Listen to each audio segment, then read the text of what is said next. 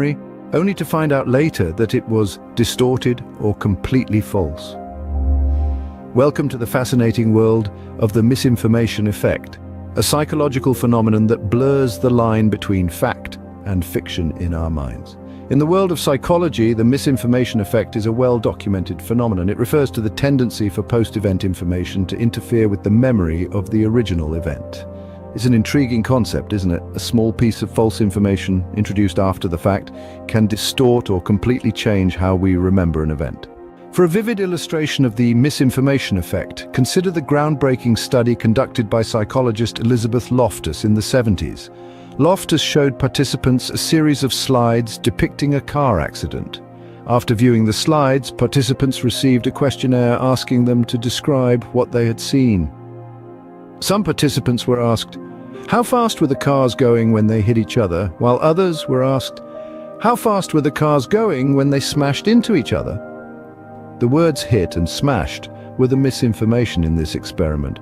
When the word smashed was used, participants estimated the cars were going much faster than those who were asked with the word hit. Even more striking, when asked a week later if there was broken glass at the scene, those who heard smashed were more likely to say yes, even though there was no broken glass in the slides. This experiment demonstrates how easily our memories can be manipulated by misinformation. A single change in wording can significantly alter our recollection of an event. In another experiment by Loftus, participants were shown a video of a protest that turned violent. Later, some participants were told that the protesters were throwing rocks at the police, while others were told that the protesters were throwing feathers at the police. When asked to recall the event, those who were told about rocks remembered the protest as being more violent than it actually was. So what are the key takeaways about the misinformation effect? Firstly, our memories are not as reliable as we may think. They are not static but dynamic, constantly being reshaped by new information and experiences. Secondly, the misinformation effect shows us that our memories can be manipulated intentionally or unintentionally. This has profound implications, particularly in the realms of eyewitness testimony and the legal system, where the accuracy of memory can have life-altering consequences. Lastly, we must be aware that the information we consume after an event, especially from sources that may be biased or unreliable, can distort our recollections. This underscores the importance of critical thinking and fact-checking in our information-saturated society. In the end, the misinformation effect serves as a powerful reminder of the complexities and vulnerabilities of our memory system. It challenges us to question what we remember and why we remember it that way, opening up a fascinating dialogue about the nature of memory and perception. Remember, it's not always about believing what you remember, but remembering to question what you believe.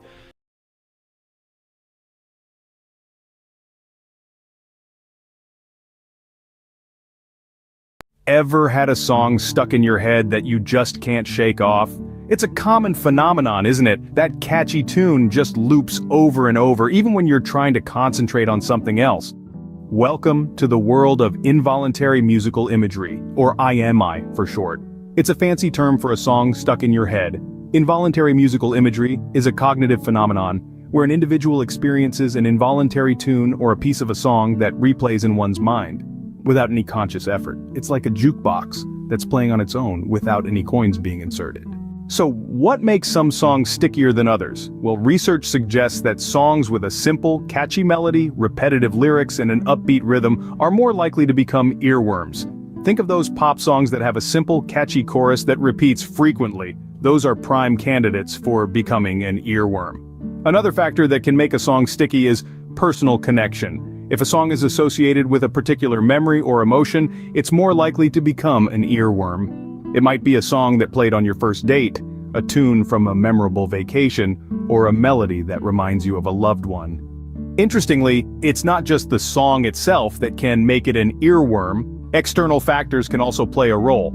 For example, exposure to a song can increase the likelihood of it becoming an earworm. If you hear a song regularly, such as on the radio, in a commercial, or in a movie, it's more likely to get stuck in your head. So how can you shake off that pesky earworm?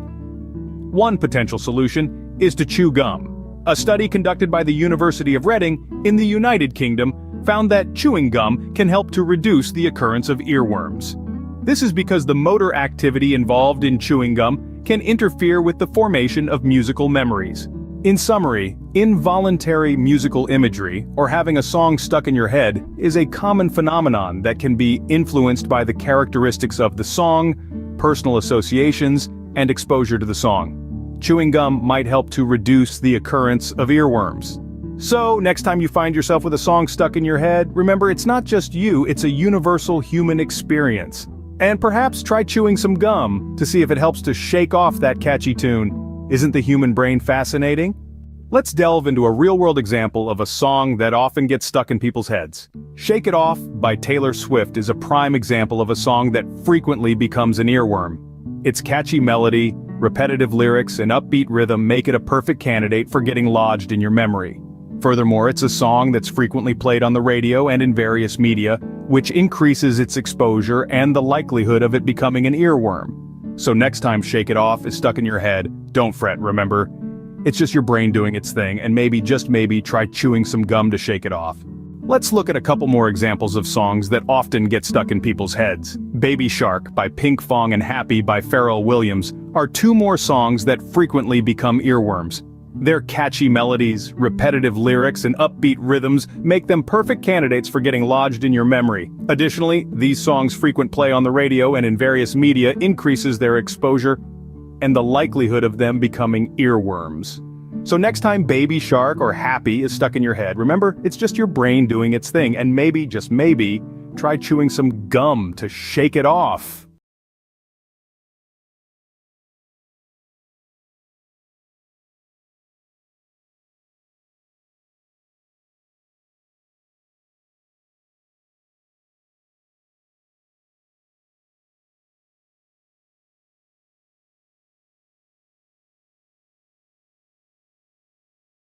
Welcome to Yes Brainer.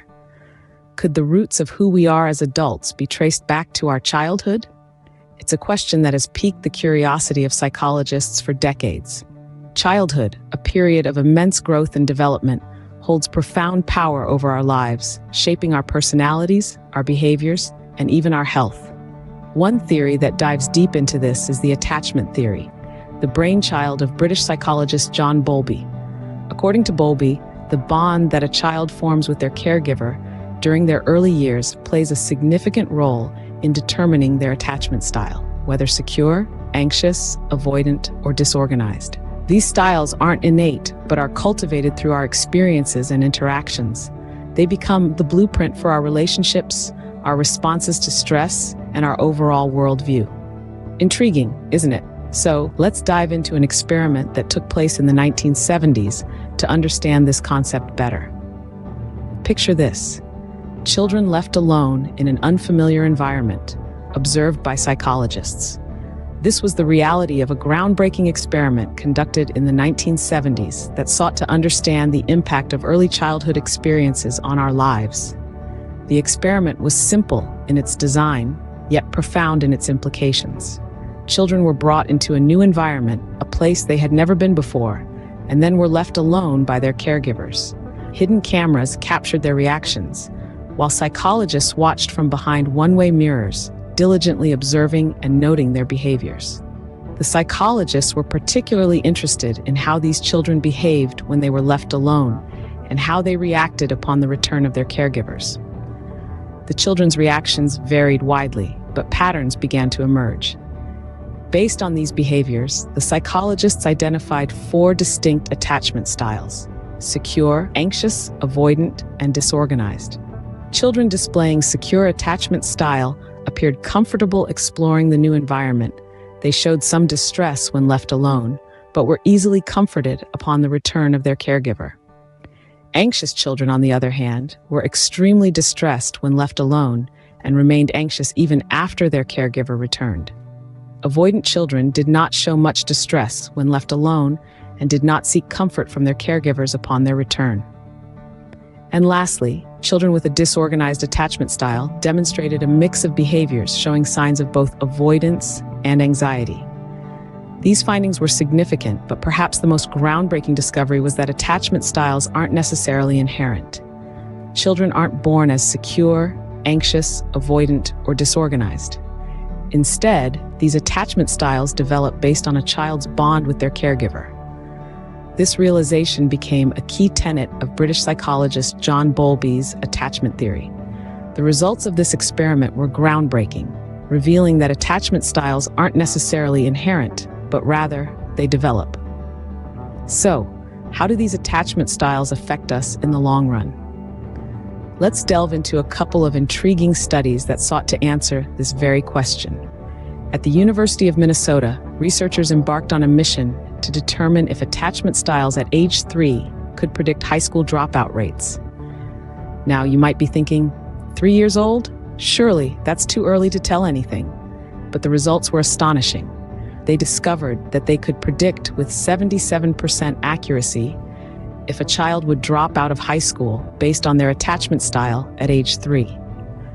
Those with secure attachments were more likely to complete their education, while children with insecure attachment styles, such as anxious and avoidant, were at a higher risk of dropping out. But the impact of our early attachments doesn't stop at our education. Another study, this time at Harvard University, explored how our relationships with our parents could affect our health 35 years down the line. Participants were asked about their closeness with their parents, and then their health was assessed decades later. The findings? Those who reported having a secure, close relationship with their parents were generally healthier.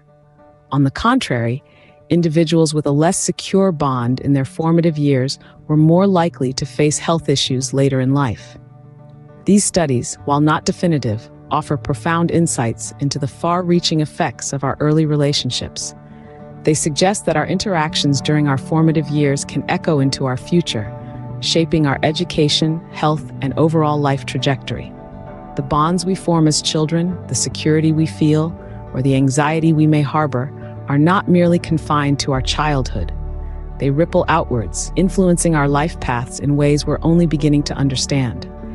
These studies demonstrate the far-reaching effects of our early relationships.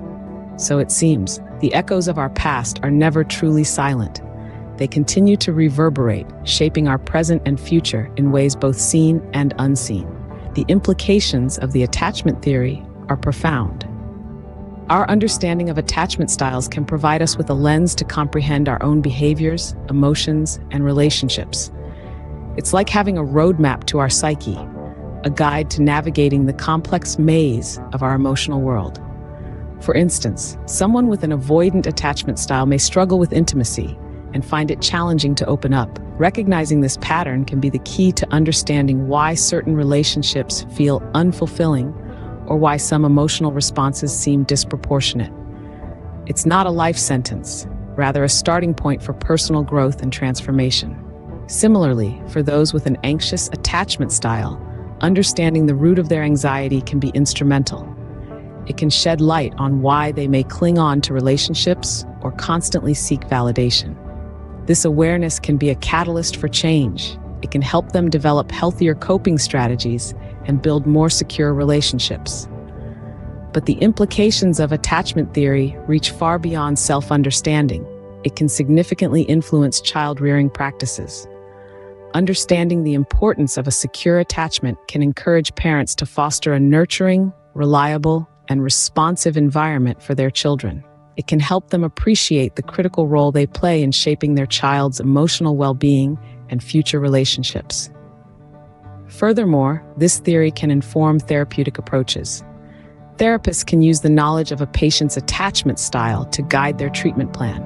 For instance, they may promote self-awareness, help patients understand their patterns, and support them in developing healthier relationships.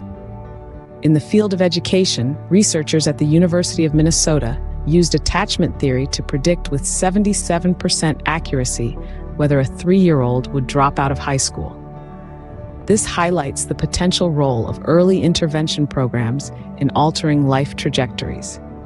In another study at Harvard, researchers found a correlation between individuals' relationship with their parents and their health 35 years later.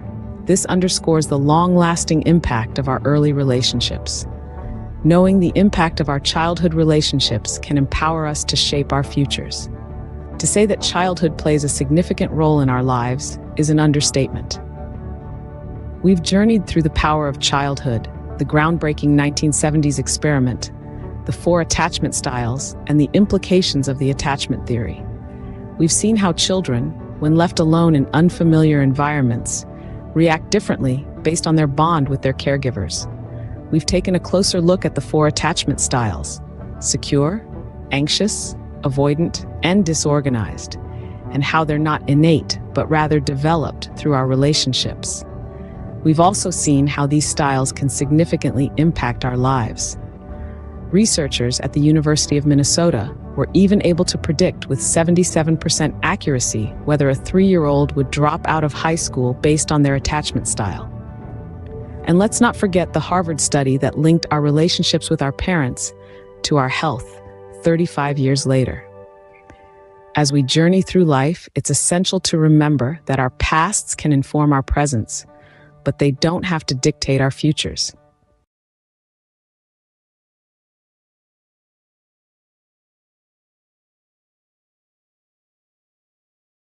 Welcome, folks, to the Yes Brainer channel, where we unravel the mysteries of the human mind.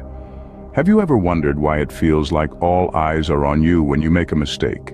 That peculiar sensation, my friends, is something we call the spotlight effect.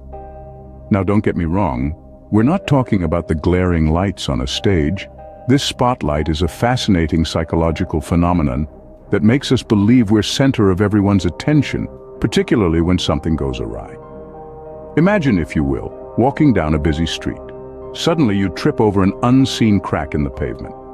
Even though you quickly right yourself and continue on your way, the feeling of dozens of eyes on you persists. In reality, however, most people likely didn't even notice. Or picture this: you're at a social gathering, having a great time, when you spill a bit of salsa on your shirt. Instantly you feel like a beacon, radiating embarrassment and drawing everyone's gaze. Yet, when you look around, no one seems to be paying any mind to your stained attire. 2 is the spotlight effect at work. The spotlight effect is a term born out of the field of psychology, and it refers to our tendency to overestimate the extent to which others are noticing or observing us. It's a fascinating part of our psyche that can often lead us to believe that we are more prominent in others' minds than we truly are. It's as if our brains have their own little director, shouting, "Action!" and shining a spotlight on us at the most inopportune moments. This director, however, isn't concerned with reality. Instead, it's focused on creating a compelling narrative where we are the lead actor and everyone else is audience. But rest assured, more often than not, the world isn't watching us as closely as we think it is. We're not constantly in the spotlight, despite what our minds may have us believe. Isn't it fascinating how our brains can convince us that we are the center of attention, even when we're not? Now that we understand what the spotlight effect is, it's time to delve into why it happens. The roots of this psychological phenomenon lie deep within our inherent self-centeredness. Now, don't be alarmed by the term self-centeredness. It's not necessarily a negative trait, but rather a natural part of human cognition. You see, we're constantly at the center of our own world, observing everything from our unique perspective. This perspective often leads us to overestimate the extent to which others notice or remember details about us. Let's consider an example. When you walk into a room with a noticeable stain on your shirt, you might think everyone is staring at it. But in reality, most people probably didn't even notice, or if they did, they likely forgot about it within seconds. This is the spotlight effect in action, an overestimation of how much others are focusing on our blunders. But why does this happen? This is where the intricacies of our brain come into play. Our brains are wired to notice and remember negative events more than positive ones. When something embarrassing happens to us, our brain tends to amplify its significance, making us believe it's a bigger deal than it actually is. Moreover, our brains are not quite adept understanding that others do not share our perspective. This cognitive bias, known as egocentric bias, leads us to believe that others see the world exactly as we do, including all our perceived faults and flaws. In short, the spotlight effect is a byproduct of our brain's survival mechanism and our inherent self-focus. While it can to feelings of self-consciousness or even social anxiety, understanding its roots and why it happens can be the first step towards overcoming it. The spotlight effect is more common than you might think. That's right, my friends. This psychological phenomenon doesn't just happen on the big stage. It's present in our everyday lives, often in situations where we feel exposed or observed. Picture this. You're about to deliver a presentation to a packed room. You've practiced, you've prepped, and yet, as you step up to that podium, you feel as though everyone in the room is scrutinizing your every move. You become hyper-aware of the slight tremble in your voice, the tiny stain on your shirt, the way your hands are shaking just a little. This, my friends, is a classic example of the spotlight effect in action. But it doesn't stop there. Let's switch scenes. You're on a first date trying to make a good impression. As you reach for your glass of water, you knock over the salt shaker. Instantly, you feel as though all eyes are on you, judging your clumsiness. You're convinced that this minor mishap has ruined your chances of a second date. Again, this is the spotlight effect, making you feel as though you're the center of attention, even when you're not. Or how about job interviews? You walk into a room, aware that every word you say, every gesture you make, could be the difference between landing your dream job or walking away empty-handed. The spotlight effect amplifies the pressure, making you hyper-conscious of your actions and words. Have you noticed the common thread here? In each of these situations, the individual perceives themselves to be the focal point, the star of the show, when in reality, they're just one part of a broader narrative. They feel observed, judged, and hyper-visible, even when they're not. These examples show that the spotlight effect can occur in almost any situation where we feel observed. So, next time you find yourself feeling like all eyes are on you, remember, it might just be your mind playing tricks on you. The spotlight effect can have a significant impact on individuals with social anxiety. Picture this. You walk into a crowded room and immediately, you feel as though every pair of eyes is on you. You're convinced that everyone is noticing every little thing about you, from the way you walk to the way you're dressed. This is a classic example of the spotlight effect, a cognitive bias that leads individuals to believe they are being observed and scrutinized more than they actually are. Now imagine feeling this heightened level of self-consciousness on a regular basis. This is the reality for those living with social anxiety. Social anxiety is characterized by a fear of being humiliated or embarrassed in social situations. This fear can be magnified by the spotlight effect, as individuals may feel that their every move is being scrutinized. It's like being on a stage with a spotlight on you all the time, only there are no applause or standing ovations at the end of the performance. Just an overwhelming sense of relief that it's over. However, understanding the concept of the spotlight effect can be a powerful tool in coping with social anxiety. Recognizing that people are not constantly watching or judging us can help to ease feelings of self-consciousness and anxiety. It's important to remember that everyone else is too absorbed in their own worlds, their own spotlights, to pay as much attention to us as we think they are. Think about the last time you were in a social situation. Do you remember what everyone else was wearing? What they said or did? Probably not. And that's because you were likely focused on yourself, just as they were focused on themselves. This realization can be incredibly liberating. It lifts the weight of imagined judgment and allows individuals to navigate social situations with more ease and confidence. It's like turning off the spotlight and allowing yourself to blend in with the crowd. By understanding the spotlight effect, individuals with social anxiety can start to challenge their perception that everyone is watching and judging them. So, how do we battle the spotlight effect? You may ponder. Good news is there's a roster of tactics that can help us accomplish exactly that. Let's examine these now. Firstly, cognitive behavioral techniques enter the scene. These methods challenge us to overthrow our negative thoughts and substitute them with more optimistic and realistic ones. So let's imagine you're feeling as if you're the cynosure of all eyes. It might be beneficial to reassure yourself that people are probably more engrossed in their own experiences than scrutinizing your every move. A minor shift in perspective can create a massive impact. Next, let's embark on the mindfulness journey. This is about anchoring ourselves in the present, instead of getting stranded in a sea of thoughts or future anxieties. By focusing on what's unfolding in the current moment, we start to recognize that our apprehensions about others' perception of us are merely fears, not facts. As we begin to witness things in their true light, the spotlight effect gradually dissipates. Lastly, we'll discuss reality testing. This process involves juxtaposing our assumptions against the concrete reality. For example, if you're fixated on the idea that everyone noticed the minuscule stain on your shirt, you could inquire a friend if they noticed it. More often than not, they might not have even spotted it. This method can effectively shatter the chains of the spotlight effect, help us perceive things more objectively. So voila, cognitive behavioral techniques, mindfulness, and reality testing. 3 potent tactics that can aid us in vanquishing the spotlight effect, allow us to feel less self-conscious, and boost confidence in social scenarios. And remember, battling the spotlight effect isn't about feigning indifference to others' opinions. It's about comprehending that we're not the pivot of everyone else's universe and that it's perfectly fine to err, to human.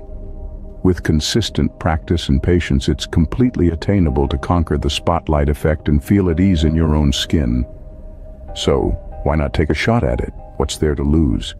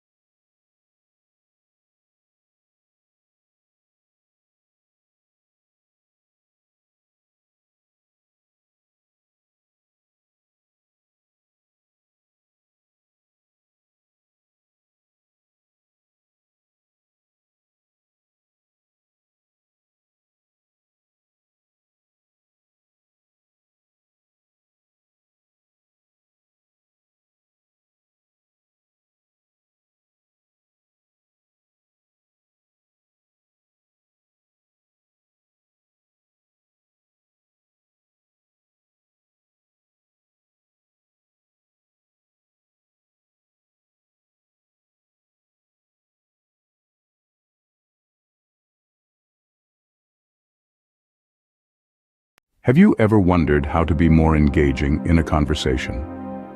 Imagine transforming your everyday chats into captivating exchanges, sparking interest and forging stronger connections. The art of conversation is a skill we can all learn and master. In this video, we'll explore 7 proven tips to boost your conversation skills. These tips will guide you to listen actively, share your experiences, ask open-ended questions, find common ground, inject humor, be authentic, and engage in interesting activities. Get ready to transform your conversations from dull to dynamic. Our first tip is all about active listening. Now, what is active listening? It's the art of truly tuning in to the other person, absorbing their words, their emotions, their perspective. It's not just about waiting for your turn to speak. It's about paying attention, responding in a thoughtful manner, showing that you're genuinely interested in what they're sharing. Imagine your friend is telling you about their latest hiking adventure. You could simply nod and say, "That's cool." Or you could dive deeper, asking, "What was the most challenging part of the hike?" Or did you discover anything unexpected? Questions like these show that you're engaged, you're interested, and you're ready to explore the topic further. Active listening is also about acknowledging the other person's feelings. If your friend is excited, share in that excitement.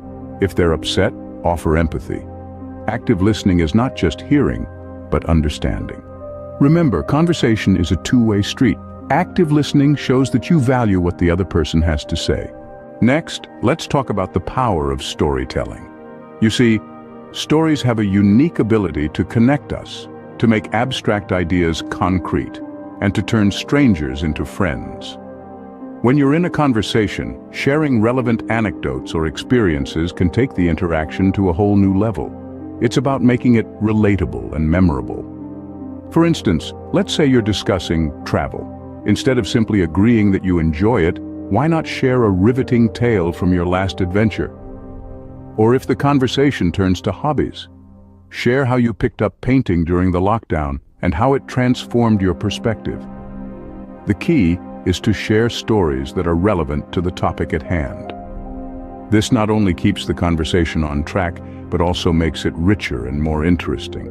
Because remember, your experiences are unique to you, and sharing them can make any conversation more engaging. Now, let's explore how asking open-ended questions can elevate your conversations. You see, in our daily conversations, we often ask yes-no questions. These are questions that can be answered with a simple yes or no. They're quick and easy, but they don't necessarily encourage the other person to share more about themselves. In contrast, open-ended questions are designed to invite a more detailed response. They are questions that cannot be answered with a simple yes or no. Instead, open-ended questions encourage the other person to elaborate, to share their thoughts, feelings, and experiences. They can turn a simple exchange into a meaningful conversation. For instance, instead of asking, "Did you like the movie?" you could ask, "What did you think about the movie?"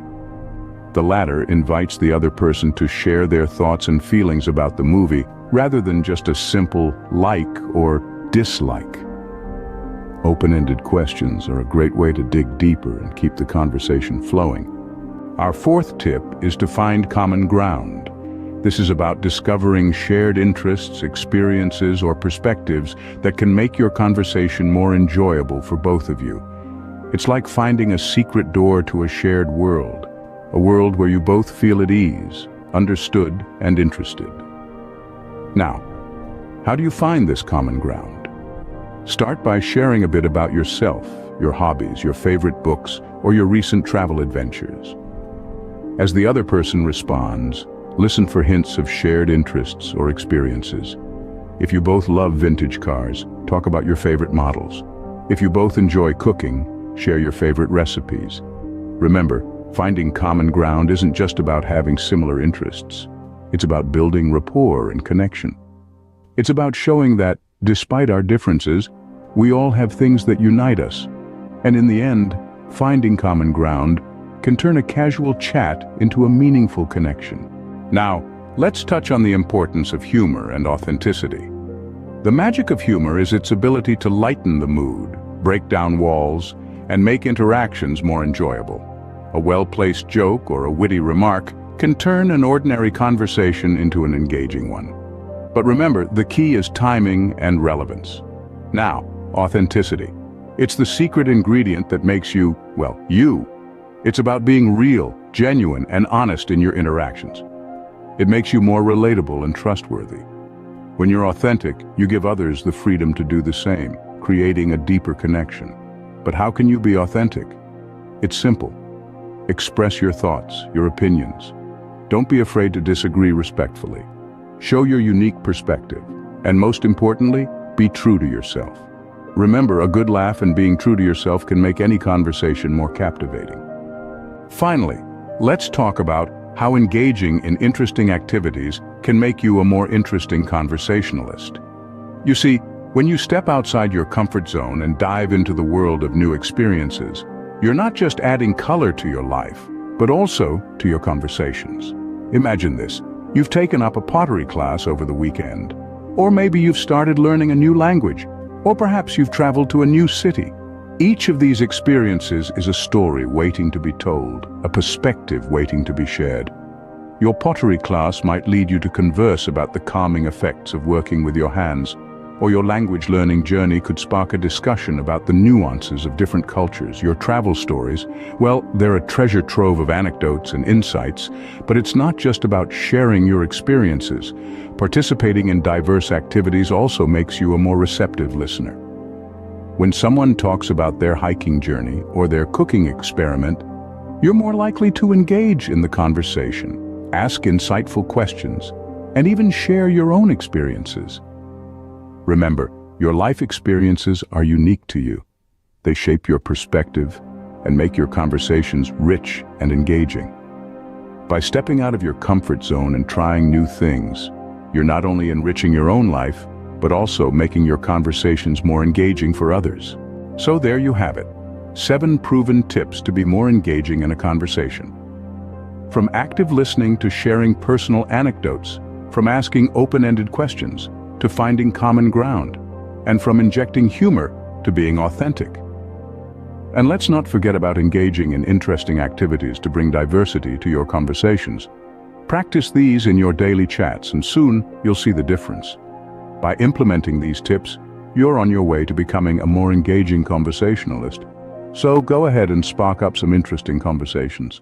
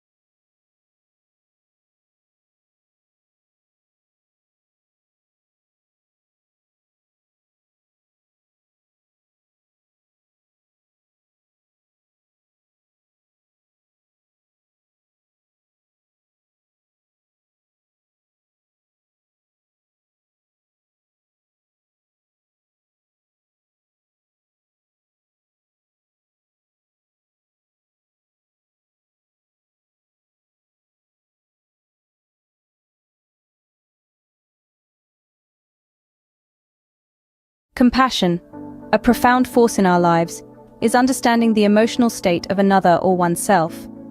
Compassion is not just about empathy, it's about our capacity to identify and feel another person's distress. It's understanding that we are all interconnected, and the suffering of one affects us all. It's about translating understanding into tangible actions to alleviate another person's suffering. It's beyond sympathy. It's about making a real difference in someone else's life by using our shared humanity as a force for good. It's a core value that reminds us of what's truly important in life and encourages us to live with kindness, respect, and understanding. Compassion, then, is not just a word, but an essential part of our humanity. It's a bridge that connects us, a force that drives us to alleviate suffering, and an inherent quality that distinguishes us as human beings. Now let's delve deeper into the concept of self-compassion, which is essentially compassion directed inward. It's an intriguing idea, isn't it? To direct the compassion you'd offer to others right back at yourself. It's about acknowledging your own pain and suffering, and responding with kindness instead of harsh judgment. It involves understanding rather than ignoring, coping instead of denying. It's the concept of providing comfort to oneself, of taking care of oneself. It's about treating yourself with the same kindness and understanding you'd offer to a friend in distress. When we exercise self-compassion in the face of life's trials, a fascinating physiological process unfolds within us. This reaction isn't some fanciful notion or an abstract psychological jargon, but a concrete, verifiable fact. In response to our own internal kindness and affection, our bodies begin to generate particular hormones. These hormones are not your typical biological substances. Their potency, transformative power, and calming effects are unparalleled. They journey across our bloodstream, making their way into every corner of our inner world, instilling an overwhelming sense of peace and security. They alter our internal environment, replacing turmoil with tranquility, and doubts with a solid sense of security. These hormones build a haven within us, providing shelter in the midst of life's turbulent phases. It's not about self-indulgence or wallowing in self-pity. It's a more subtle process with significant benefits. It's about caring for our inner beings, gently holding our hearts with understanding and acceptance. It's not about spoiling ourselves or looking for an easy escape during hard times. It is more akin to a wise, empathetic coach's role. Visualize a coach who inspires his team, not by hurting them with harsh criticism or pushing for perfection, but through empathy, patience, and respect for their individual battles. It's not about pampering ourselves. Rather, it's more like an effective coach who motivates through understanding, not harsh criticism. Consider this. How would you treat a friend who's struggling? Would you turn away, dismiss their feelings?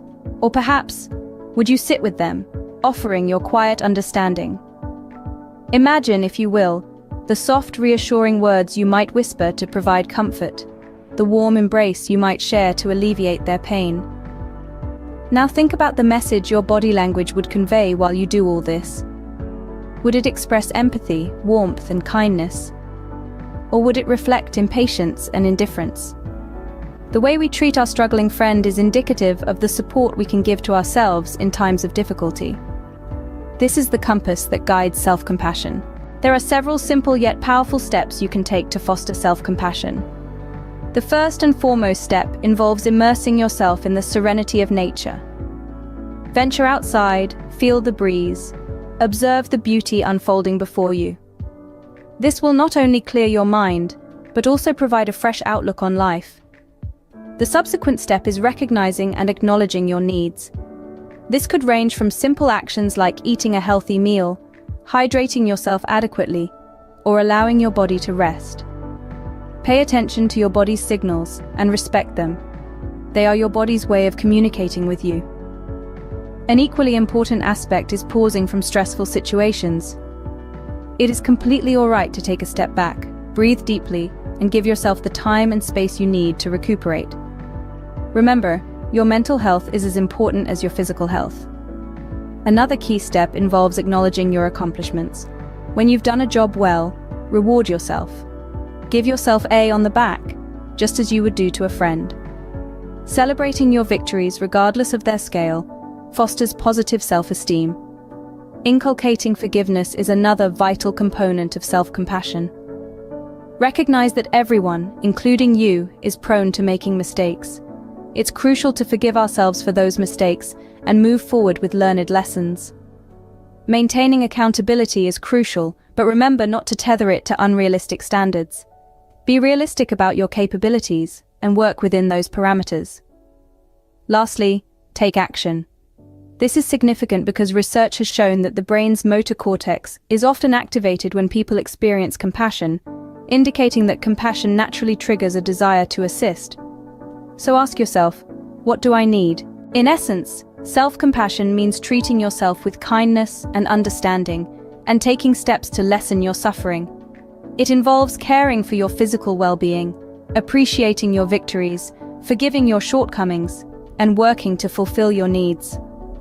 It's not self-indulgence or shirking responsibility, but treating yourself with the same respect you'd give to others. Because at the end of the day, you deserve your own compassion as much as anyone else does.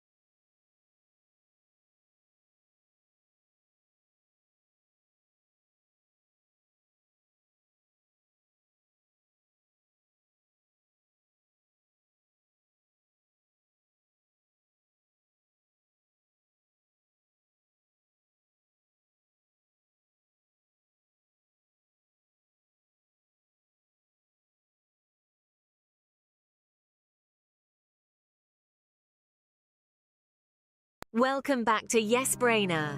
Today we're diving deep into the fascinating world of psychology. Get ready to unravel the mysteries of the human mind as we explore 17 clever psychological facts and tricks that have a profound impact on our lives. Let's jump right in.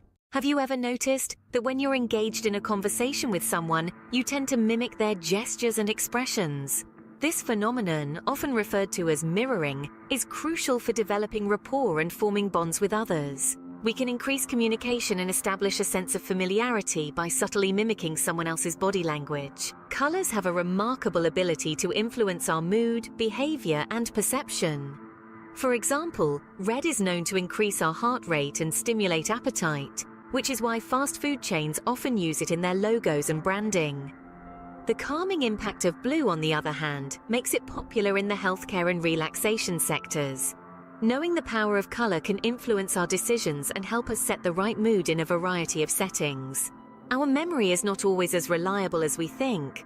The serial position effect reveals that when we try to recall a list of items, we are more likely to remember the first and last items. This is because the first item receives our full attention, and the last item is still fresh in our minds.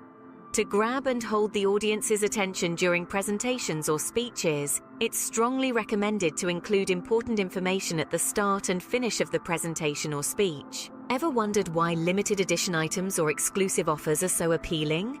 It's because of the scarcity principle. When something is perceived as rare or in short supply, it triggers a fear of missing out and increases its desirability. Advertisers frequently employ this psychological tactic to boost sales by instilling a sense of urgency or limited supply. Being aware of this influence can help us make more informed purchasing decisions. The halo effect refers to our tendency to form an overall judgment about a person's character based on a single positive trait or impression. For example, if we find someone physically attractive, we may automatically assume that that person has other positive traits such as intelligence or kindness. It is important to be aware of this bias and not make hasty decisions based solely on superficial factors. Our brains are highly susceptible to subtle cues in our environment. Priming is a psychological technique that leverages this susceptibility by exposing someone to specific words, images, or ideas before presenting them with new information. This influences subsequent thoughts and actions without the person being aware of it. Advertisers often use priming to subtly influence our decisions. Therefore, it is important to be aware of these effects and think critically. Have you ever noticed that in a crowded area, people are less likely to offer help in an emergency situation? This phenomenon is known as the bystander effect. In the presence of other people, we tend to assume that other people will intervene, leading to a shared responsibility. To counter this influence, it is important that each of us take responsibility for ourselves and do not hesitate to help when needed. How information is presented to us can significantly impact our perception and decision-making. Framing is a powerful psychological tool that involves presenting the same information in different ways to influence our opinions. For example, highlighting the benefits of a product instead of its drawbacks can make it more appealing to consumers. By being aware of framing techniques, we can make more objective and informed choices. Cognitive dissonance occurs when we experience conflicting thoughts, beliefs, or attitudes. This leads to a sense of discomfort and internal tension. To alleviate this discomfort, we often adjust our attitudes and behaviors to our existing beliefs.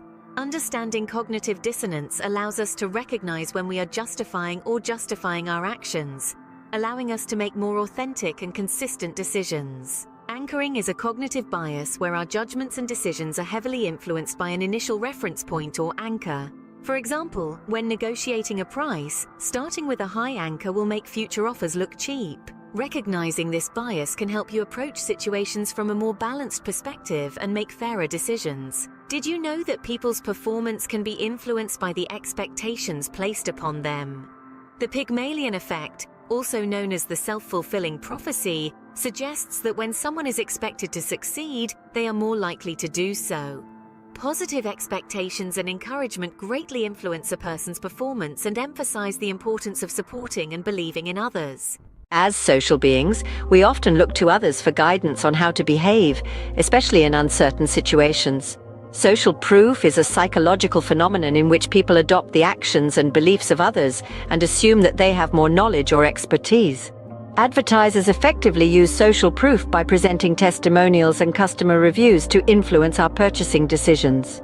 The Dunning-Kruger effect reveals that individuals with low ability or knowledge in a particular area tend to overestimate their skills, while those with expertise often underestimate themselves.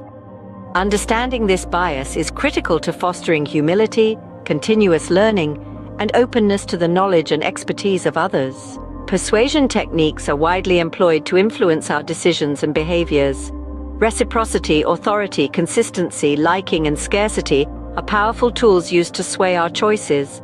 By familiarizing ourselves with these procedures, we've gotten to be more safe to control and can make choices based on our possessed judgment and values. Finally, the spotlight effect reminds us that we tend to overestimate how much others notice and judge our appearance or behavior.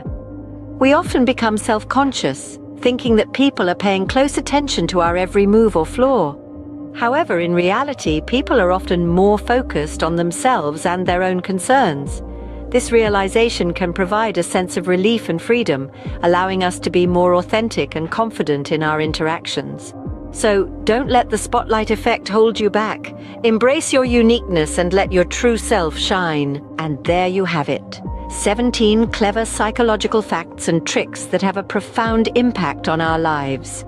Understanding these concepts empowers us to navigate the complexities of human behavior and make informed choices. Which fact or trick resonated with you the most? Let us know in the comments below. And if you found this video insightful, don't forget to like and subscribe to our channel for more captivating content like this. Thank you for watching, and remember, the power of psychology is in your hands.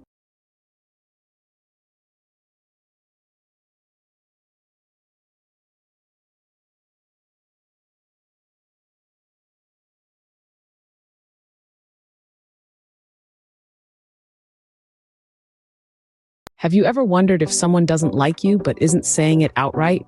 It's an uncomfortable question, but one that everyone has pondered at some point. It's a curious aspect of human interactions, isn't it? We're complex creatures, and often our feelings are hidden beneath layers of politeness, societal norms, or simply our own insecurities. So how do we decipher the silent messages people send our way? The answer lies in the subtle art of reading nonverbal cues. These are the hidden signs of dislike that can often go unnoticed if one is not paying close attention. They are the unspoken words, the slight shifts in body language, the brief expressions that flash across someone's face when they think no one is watching. These are the signs that reveal what someone truly feels, beyond what they might verbally express. Think of it as a secret language, one that we all speak without realizing, and one that can provide valuable insights into our interpersonal relationships. Imagine being able to detect contempt, disgust, or fear in someone's micro-expressions. These brief, involuntary facial expressions can say volumes about a person's feelings towards you. Dr. John Gottman, a renowned relationship expert, can predict divorce with 93% accuracy simply by detecting contempt in couples' interactions. But it's not just about facial expressions. There are other signs too, such as sudden arm crossing, limited eye contact, distancing behavior, or even nodding in disagreement. All these cues can indicate that someone may not be as fond of you as they claim to be. And while these signs can be influenced by various factors, such as anxiety or social norms, they often reveal more than what meets the eye. So what are these signs, and how can you spot them? Let's dive in. First off, we have the contempt microexpression, a subtle but telling sign of underlying dislike. Now, when we say contempt, we're talking about a feeling of scorn or disdain. It's a complex emotion that involves elements of disrespect, mockery, and even a sense of superiority. The fascinating part is Dr. John Gottman, a renowned psychologist, has spent decades studying these microexpressions. He found out that by simply detecting this particular expression, he could predict divorce with an impressive 93% accuracy. That's right, 93%, all from just a fleeting facial expression. Contempt microexpressions are quick, involuntary facial expressions that can slip through even when someone is trying to maintain a poker face. They're typically characterized by one side of the mouth being raised. This sign is particularly evident when you express an opinion that the other person does not agree with. So, keep an eye out for that slight smirk. It might be revealing more than you think. Next up is the disgust microexpression, a sign that someone may not be being entirely truthful with you. This microexpression is a brief and involuntary facial expression shown on the face of humans when they are around someone they find unappealing or are being dishonest. It's a flicker of distaste that comes and goes in a flash, often unnoticed by the untrained eye. The disgust microexpression is characterized by a wrinkled nose, narrowed eyes, and a slightly open mouth. This is the face we make when we encounter something unpleasant, like a foul odor or a disturbing sight. But it's not just limited to physical disgust. This microexpression often surfaces when someone is being insincere or not completely honest. It's a subconscious reaction, a telltale sign that something is not quite right. It's a red flag that the person you're interacting with might be hiding something or not telling the whole truth. Keep an eye out for this sign, especially when you suspect someone of dishonesty. Then there's the fear microexpression and the act of blocking. The fear microexpression is a fleeting display of anxiety or apprehension that our faces reveal, often when we're confronted with new information or news that takes us by surprise.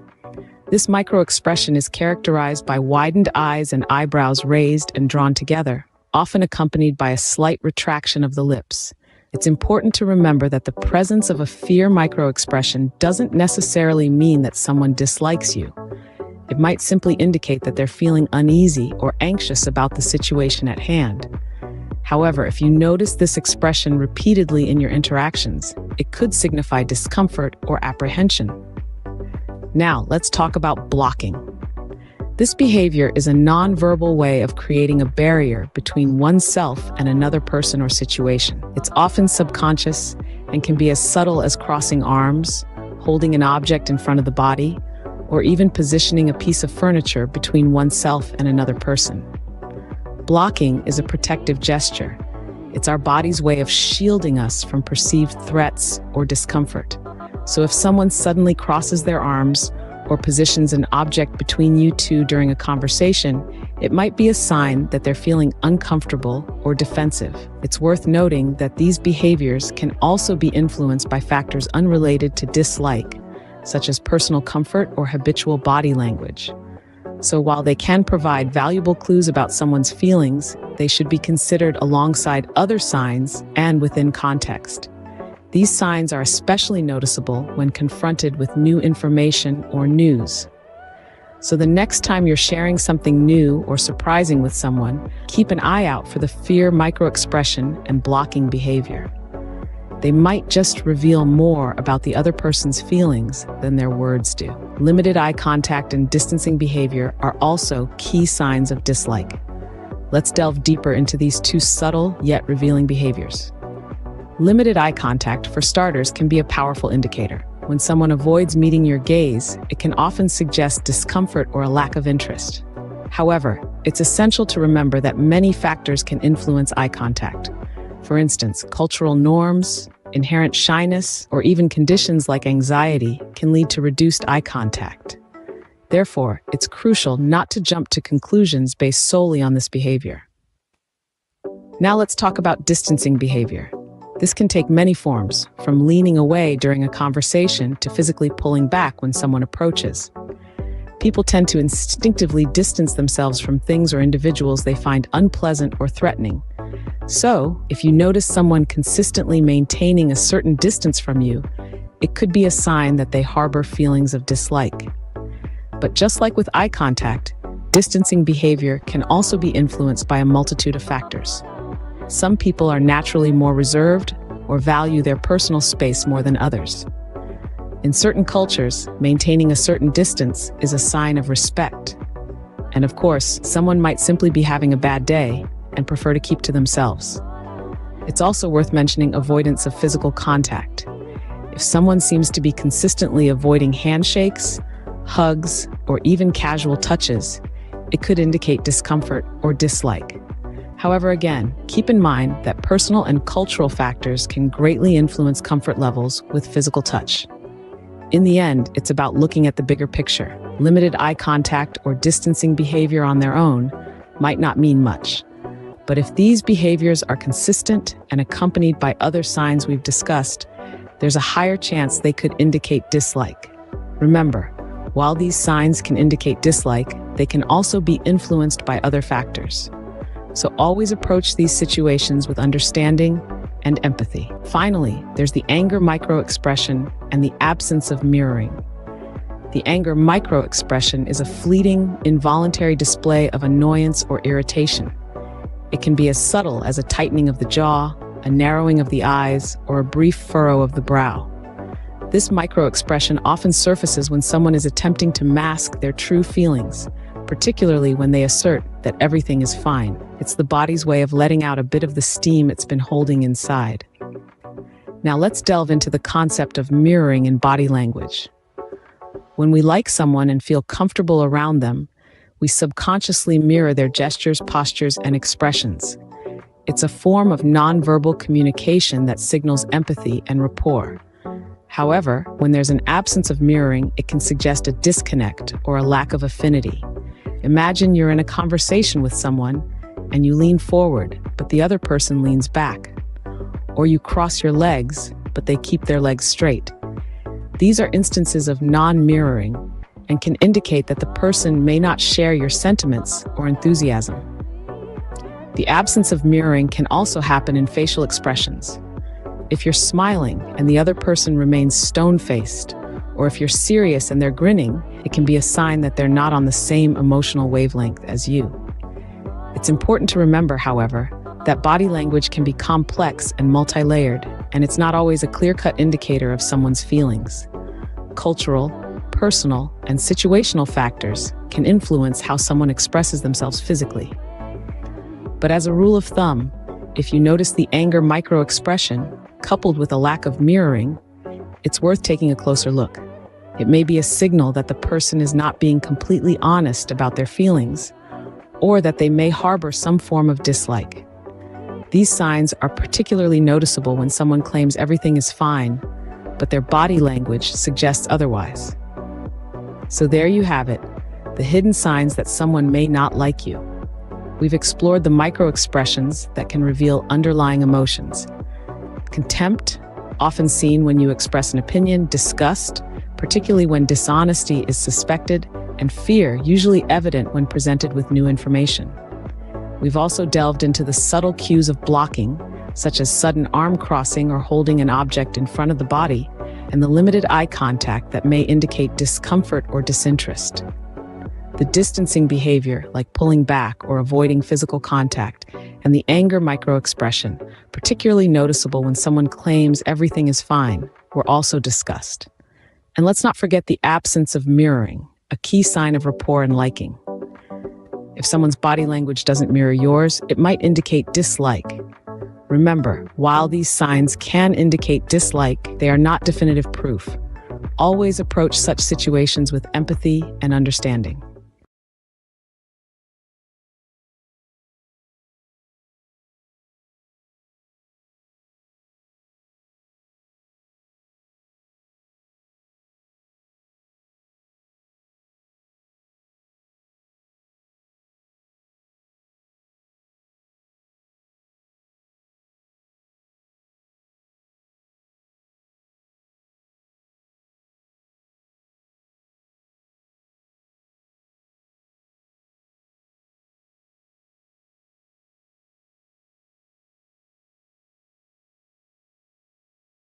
Have you ever wondered what makes some people instantly likable? It's an intriguing question, isn't it?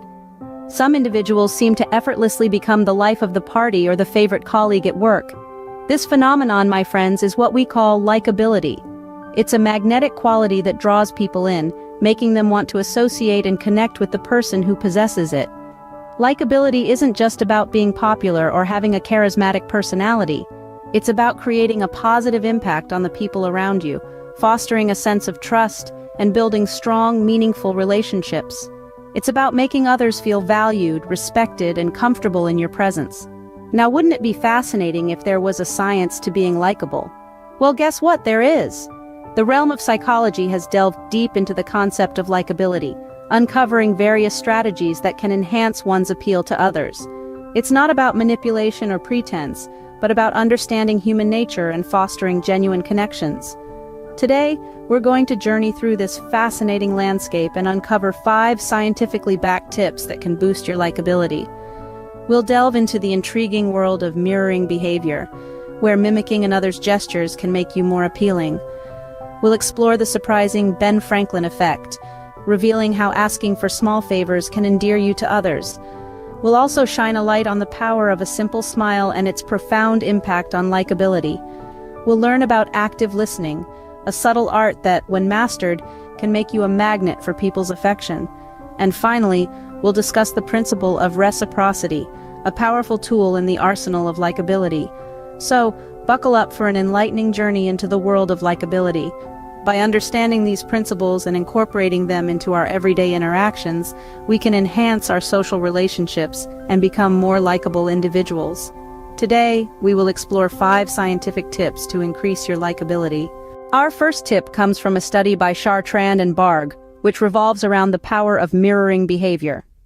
Mirroring behavior is a fascinating psychological phenomenon. It's when you subtly mimic the gestures and expressions of the person you're interacting with. Now, why would that be important? Well, it creates a sense of familiarity and comfort.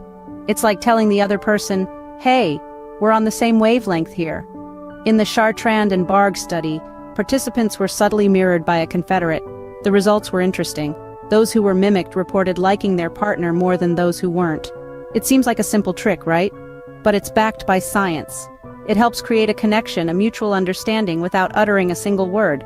So the next time you're in a conversation, try this. Subtly mirror the other person's gestures and expressions.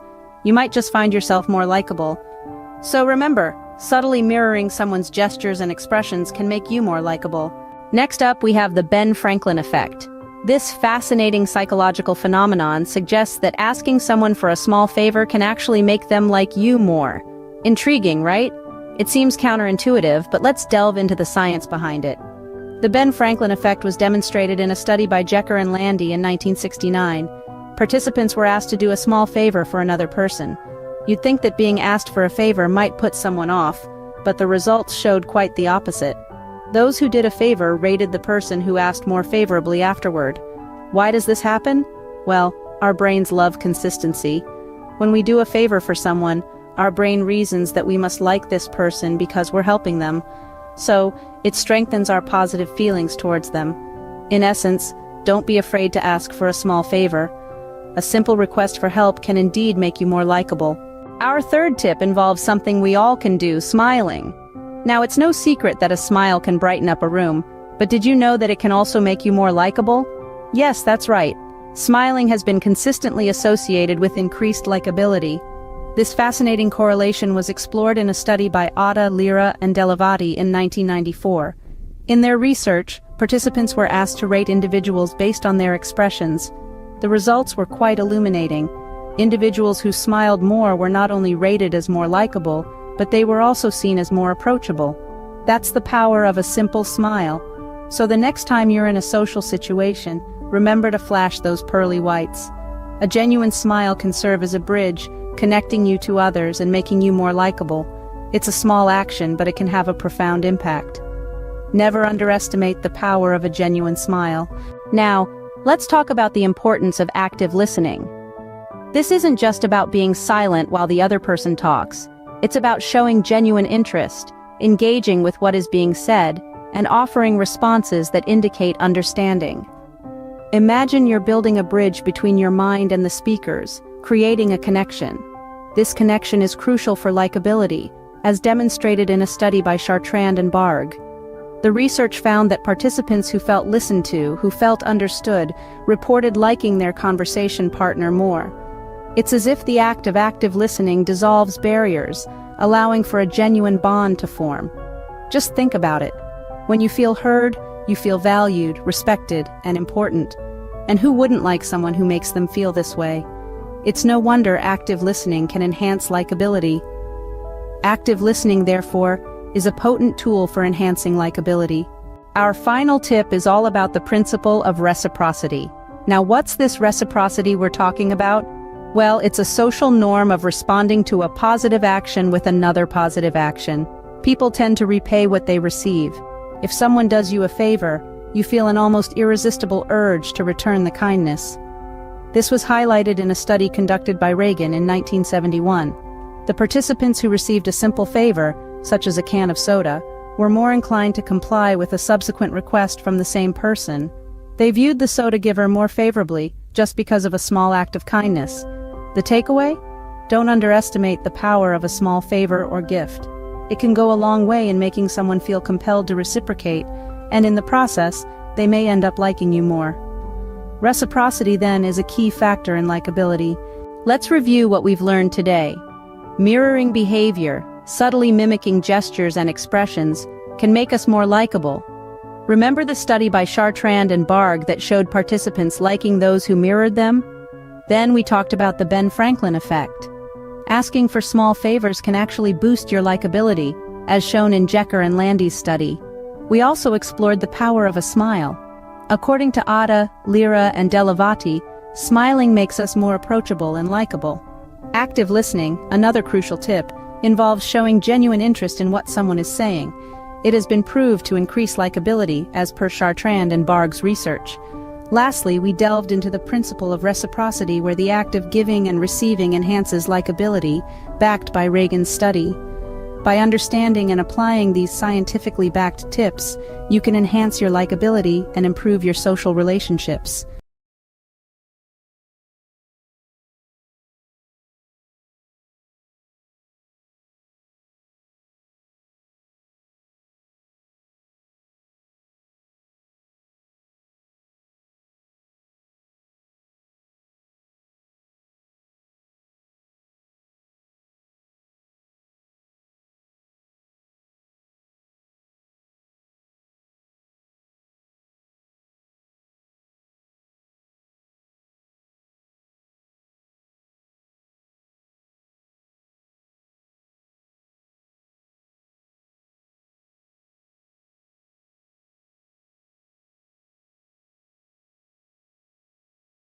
Did you know that your hobbies can keep your mind young? Yes, you heard that right.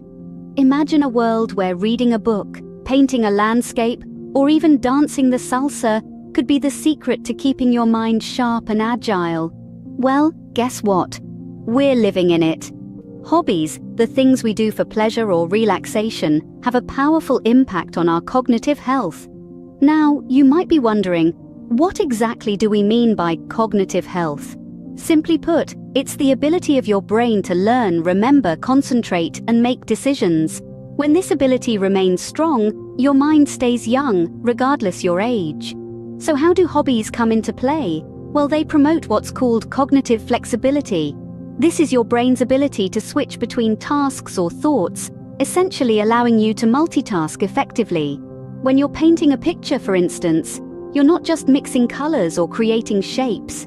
You're making decisions, solving problems, and perhaps even telling a story. This requires a high level of cognitive flexibility.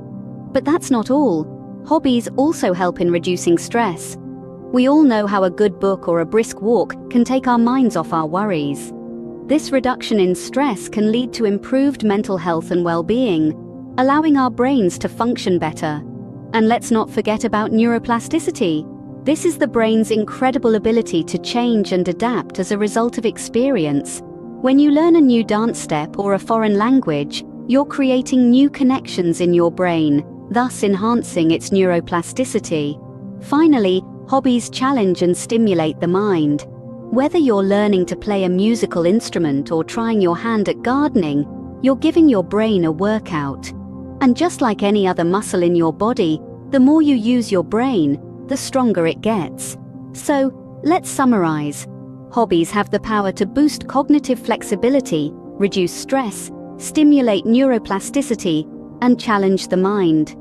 This combination of benefits supports brain health, making hobbies a potent tool in keeping your mind young. So next time you pick up your paintbrush or lace up your dancing shoes, remember you're not just having fun, you're also boosting your brain health. You might be wondering, is there any scientific evidence to back this up? Well, the answer is a resounding yes. Let's take a closer look at the science behind hobbies and mind health. There's an abundance of research that investigates the relationship between hobbies and cognitive health. Take, for example, a study published in the esteemed journal Neurology. This research found that engaging in mentally stimulating activities, such as reading or playing games, was associated with a slower rate of cognitive decline in older adults. Quite simply, keeping the mind active and engaged through hobbies can help to maintain our cognitive abilities as we age. Then there's the study published in the Journal of Alzheimer's Disease. This research discovered that participating in leisure activities, such as gardening or painting, was linked to a reduced risk of developing Alzheimer's disease. Just imagine, the simple act of tending to your garden or creating a masterpiece on canvas could have profound implications for your cognitive health. But what about neuroplasticity, you ask?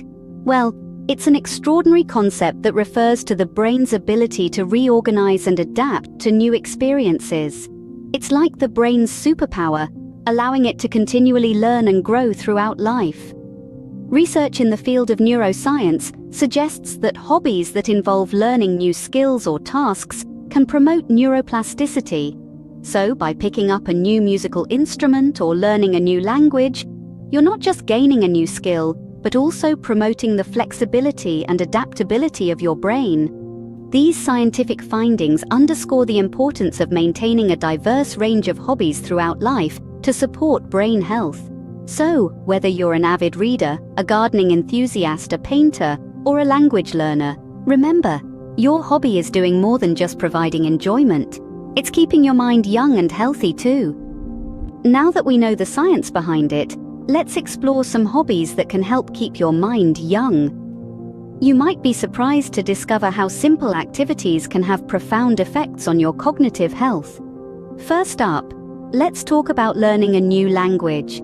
This might seem daunting, especially if you've been out of school for a while, but the process of learning a new language is a powerful workout for your brain.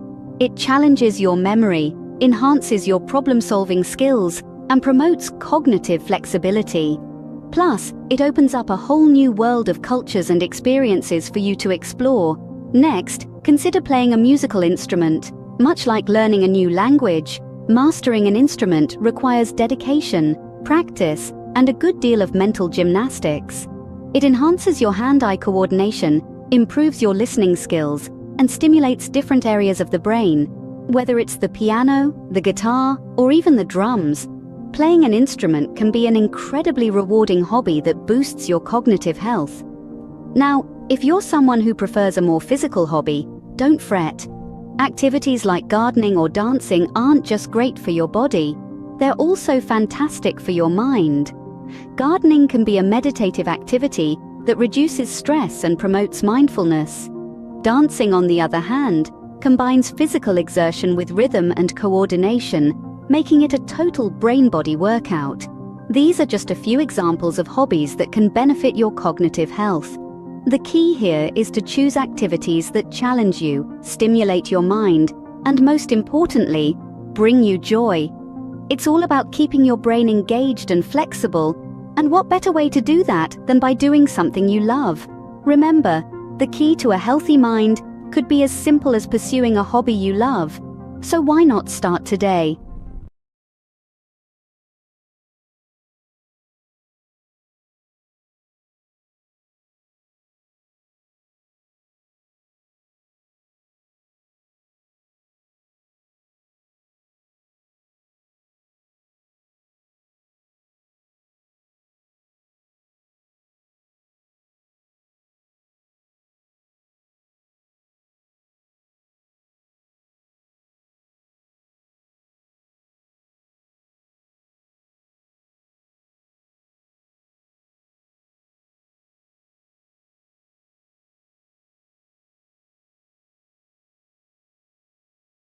Welcome back to Yes Brainer. Have you ever wondered how to spot a liar? It's a question that has intrigued us for centuries. The truth is, deception detection is a nuanced art, one that delves deep into the realms of psychology and human behavior. Lies permeate our daily interactions, from harmless white lies to more significant deceits. Whether it's in personal relationships, professional settings, or public discourse, the ability to spot deception can be invaluable. Understanding the subtle cues that indicate someone may be lying can help you navigate conversations with greater insight and clarity. In this video, we'll explore 12 scientifically backed methods for spotting a liar, drawing from behavioral psychology, neuroscience, and communication studies, and a bonus tip at the end of the video. Don't forget to like and subscribe for more informational content like this one. Every lie unravels a new story, and by the end of this exploration, you'll be better equipped to decipher those tales. Ready to become a human lie detector? Let's dive in. First, we'll delve into the world of micro-expressions. These are rapid, involuntary facial expressions that expose true emotions, regardless of the words being spoken. Psychologist Paul Ekman identified 7 universal micro-expressions: happiness, sadness, surprise, fear, anger, disgust, and contempt. These expressions are so quick, often flashing across a face in less than a quarter of a second, that they can be easily missed. But if you're quick to spot them, they can reveal a world of hidden emotions. For instance, a fleeting flash of disgust or contempt during a conversation might hint at underlying negative feelings or even deceit. This is because our faces have a tendency to leak our true feelings, even when we're trying to hide them. So, by observing these micro-expressions, you can gain insights into what someone is really thinking or feeling. Stay vigilant of these fleeting facial expressions to uncover hidden emotions. Next, let's examine the eyes and words of potential liars. When we think about deception, our minds often gravitate towards the eyes. After all, aren't they the windows to the soul? But it's not as simple as saying liars can't look you in the eye. Liars can exhibit irregular patterns of eye movement or even prolonged blinking. They might maintain intense eye contact, almost as if they're challenging you to doubt them. Conversely, others may shy away from eye contact to lessen the cognitive load of their deception. It's not about the presence or absence of eye contact, but rather changes from their baseline eye behavior. In addition to eye behavior, we can pick up cues from language. Liars often use distancing language, perhaps to create a psychological buffer between themselves and their fabrications. They might refer to themselves in the third person or avoid personal pronouns. It's as if they're subconsciously trying to distance themselves from the lie. Moreover, liars might hesitate in their speech, filling gaps with ums and oohs as they stitch together their narrative. These hesitations aren't definitive proof of lying, but they can hint at the cognitive effort involved in concocting a false story. By analyzing language, we can uncover discrepancies in speech. Perhaps the story doesn't quite add up, or the details are inconsistent. These linguistic anomalies can be red flags pointing towards potential deception. Detecting deception isn't about finding a single tell or smoking gun. It's about recognizing patterns and deviations, piecing together the puzzle. It's about understanding someone's baseline behavior and noting when that changes. It's about observing, listening, and yes, looking into those proverbial windows to the soul. So the next time you're in a conversation, pay close attention. Watch the eyes, listen to the words.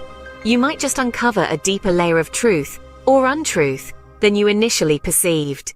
Paying attention to eye contact and language can reveal a lot about truthfulness. In addition to other nonverbal cues, such as body language and gestures, observing lip pressing can provide further insight into potential deception. When individuals press their lips together, it often indicates a desire to withhold information or suppress emotions. Lip pressing, when observed alongside other behavioral cues, can serve as a valuable indicator of dishonesty during interpersonal interactions. Now let's turn our focus to the body. The body, in its silent eloquence, often reveals more than words could ever express. Nonverbal cues such as body language and gestures play a pivotal role in the art of deception detection. When someone is lying, they might exhibit defensive body language like crossed arms or a hunched posture. These defensive stances can act as barriers, creating a physical shield between the liar and the truth. Another telltale sign is self-soothing behaviors. Liars may often touch their face, twirl their hair, or fiddle with their clothes. These actions are subconscious attempts to comfort themselves amidst the stress of deceit. However, it's crucial to understand that these cues are not universal. They're heavily influenced by individual habits, cultural norms, and situational contexts. That's where the concept of baseline behavior comes in. Baseline behavior refers to a person's typical behavior patterns, their usual mannerisms, speech rhythms, and facial expressions. By understanding what's normal for a person, we can spot deviations that might suggest they're not being entirely truthful. For instance, if someone who is usually animated and expressive suddenly becomes stiff and guarded during a conversation, that could be a red flag. Similarly, if a typically reserved person starts to gesticulate wildly while telling a story, it might be a sign of dishonesty. The key here is to observe and understand a person's baseline behavior before jumping to conclusions. It's about noting the anomalies, the subtle shifts from their usual demeanor that could hint at deception. This is especially important in high-stakes situations where the truth is critical. However, remember that body language and baseline behavior are just pieces of the puzzle. They should not be evaluated in isolation. Instead, they should be considered in conjunction with verbal cues and the overall context of the conversation. When you compare verbal and nonverbal cues, the picture becomes clearer and the chances of detecting deception increase. So keep your eyes open and your senses tuned. Spotting a lie isn't always easy, but with keen observation and a little bit of psychological know-how, you can become quite adept at it. Remember, comparing verbal and nonverbal cues can help detect deception. Another tactic employed by liars is deflecting direct questions by steering the conversation towards building a character or portraying a persona. Instead of providing straightforward answers, they may attempt to divert attention by crafting elaborate narratives or emphasizing specific traits or qualities about themselves. This strategy aims to distract the listener from seeking factual information while fostering a favorable impression of the liar. Recognizing instances where individuals prioritize character building over conveying information can signal potential deception and prompt further scrutiny of their narrative. Lying isn't easy. It takes a toll on the brain. When we weave webs of deception, our minds bear the cognitive burden. You see, telling the truth is relatively simple. Our brain doesn't have to work overtime. But lying, that's a different story entirely. Lying demands a significant amount of mental effort. Imagine this. Your brain has to keep track of the truth, spin a convincing narrative, monitor your speech to avoid slip-ups, and constantly check the listener for signs of disbelief. It's like juggling with too many balls in the air. Eventually one is bound to drop. So, what does this cognitive overload look like? Watch out for signs of stress and discomfort. The liar may hesitate in their speech, peppered with ums and uhs, as they scramble to construct their deception. They might have memory lapses, struggling to keep their fabricated story consistent. Their eye movement might be irregular, perhaps blinking more frequently as their brain works in overdrive. But remember, it's not just about the words. The emotional content is equally, if not more, telling. This brings us to the concept of emotional leakage. No matter how skilled a liar, suppressing genuine emotions is no easy feat. These emotions have a way of sneaking out, betraying the liar's facade. Emotional leakage can manifest in fleeting facial expressions, subtle shifts in tone of voice, or even involuntary body language. A flash of guilt on the face, a wavering voice, a nervous twitch, these are all potential red flags. Picture this. Someone is telling you a happy story, but their voice lacks the typical warmth. Or maybe their smile doesn't quite reach their eyes. These inconsistencies can be telltale signs of emotional leakage. It's all about spotting the cracks in the veneer, the moments when the liar's guard drops and their true feelings seep out. These fleeting moments of authenticity can be your key to detecting deception. So, the next time you're in conversation, pay attention. Look for signs of cognitive overload and fleeting moments of authenticity to spot a liar. Finally, we'll explore some advanced lie detection strategies. Let's delve into the worlds of gestural synchrony, behavioral clusters, and intuition. These are cutting-edge techniques that build upon the basics we've already covered and take your lie detection skills to new heights. Starting with gestural synchrony, it refers to the natural mirroring of body language that happens in genuine, comfortable conversations. When someone is lying, they might attempt to control their body language, which can disrupt this synchrony. For instance, if one person leans in while the other leans back, there's a lack of synchrony that might hint at deception. Next, we have behavioral clusters.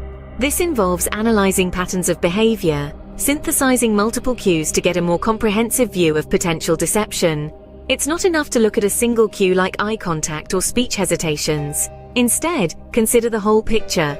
A cluster of cues like crossed arms, prolonged blinking, and frequent use of distancing language can provide stronger evidence of lying. Lastly, let's talk about intuition. That gut feeling you get when something just doesn't feel right. It's a powerful tool in lie detection. While we can't quantify it like the other strategies, it's still a valuable resource. If you've ever felt discomfort or suspicion during a conversation, it might be your intuition picking up on subtle cues of deception. Individuals with high emotional intelligence are often more tuned into these subtle signals, and they can intuitively sense when someone is not being truthful. So how can we apply these advanced strategies? Start by observing body language and looking for discrepancies in gestural synchrony. Then analyze a person's behavior for clusters of deceptive cues, and don't forget to trust your instincts. If something feels off, it might be worth probing a little deeper. From synchrony to instinct, these advanced strategies can take your lie detection skills to the next level. Before we conclude, here's the last bonus tip for spotting a liar. The power of mimicry in lie detection is often understated, yet it's a potent tool in your arsenal. By mimicking the body language of the person you're interacting with, you can gain insight into their feelings and intentions. It's almost like slipping into their shoes for a moment. Are they crossing their arms, leaning back? Try doing the same and see how it feels. Does it make you feel defensive, uncomfortable? Could they be feeling the same? Remember, body language is a window to our subconscious mind, often revealing more than words ever could. So, the next time you're in a conversation and something doesn't quite add up, try mirroring their body language. It might just give you the insight you need to discern truth from fiction. Remember, detecting deception is as much an art as it is a science. Keep practicing these methods, and soon you'll become a pro at spotting lies.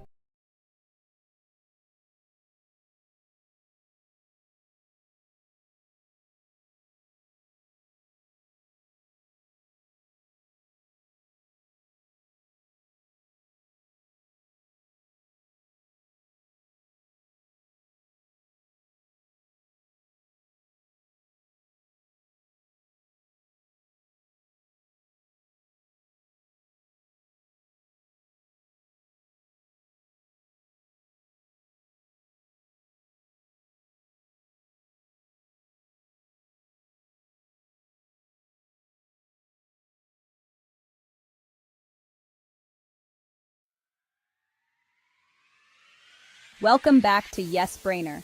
Have you ever noticed how some people just seem to navigate social situations with a natural grace and understanding? They effortlessly build rapport, resolve conflicts, and leave everyone feeling heard and respected. What sets them apart? Often it's their high level of emotional intelligence, or EI. EI is the ability to recognize, understand, and manage our own emotions, as well as the emotions of others. It's about being attuned to the subtle cues in communication, both verbal and nonverbal, and responding in a way that strengthens connections rather than creating distance. In a world that often feels increasingly disconnected, EI is more important than ever.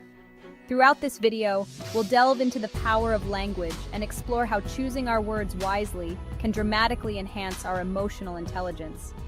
We'll uncover common phrases that can unknowingly sabotage our relationships and learn how to replace them with more empathetic and effective alternatives.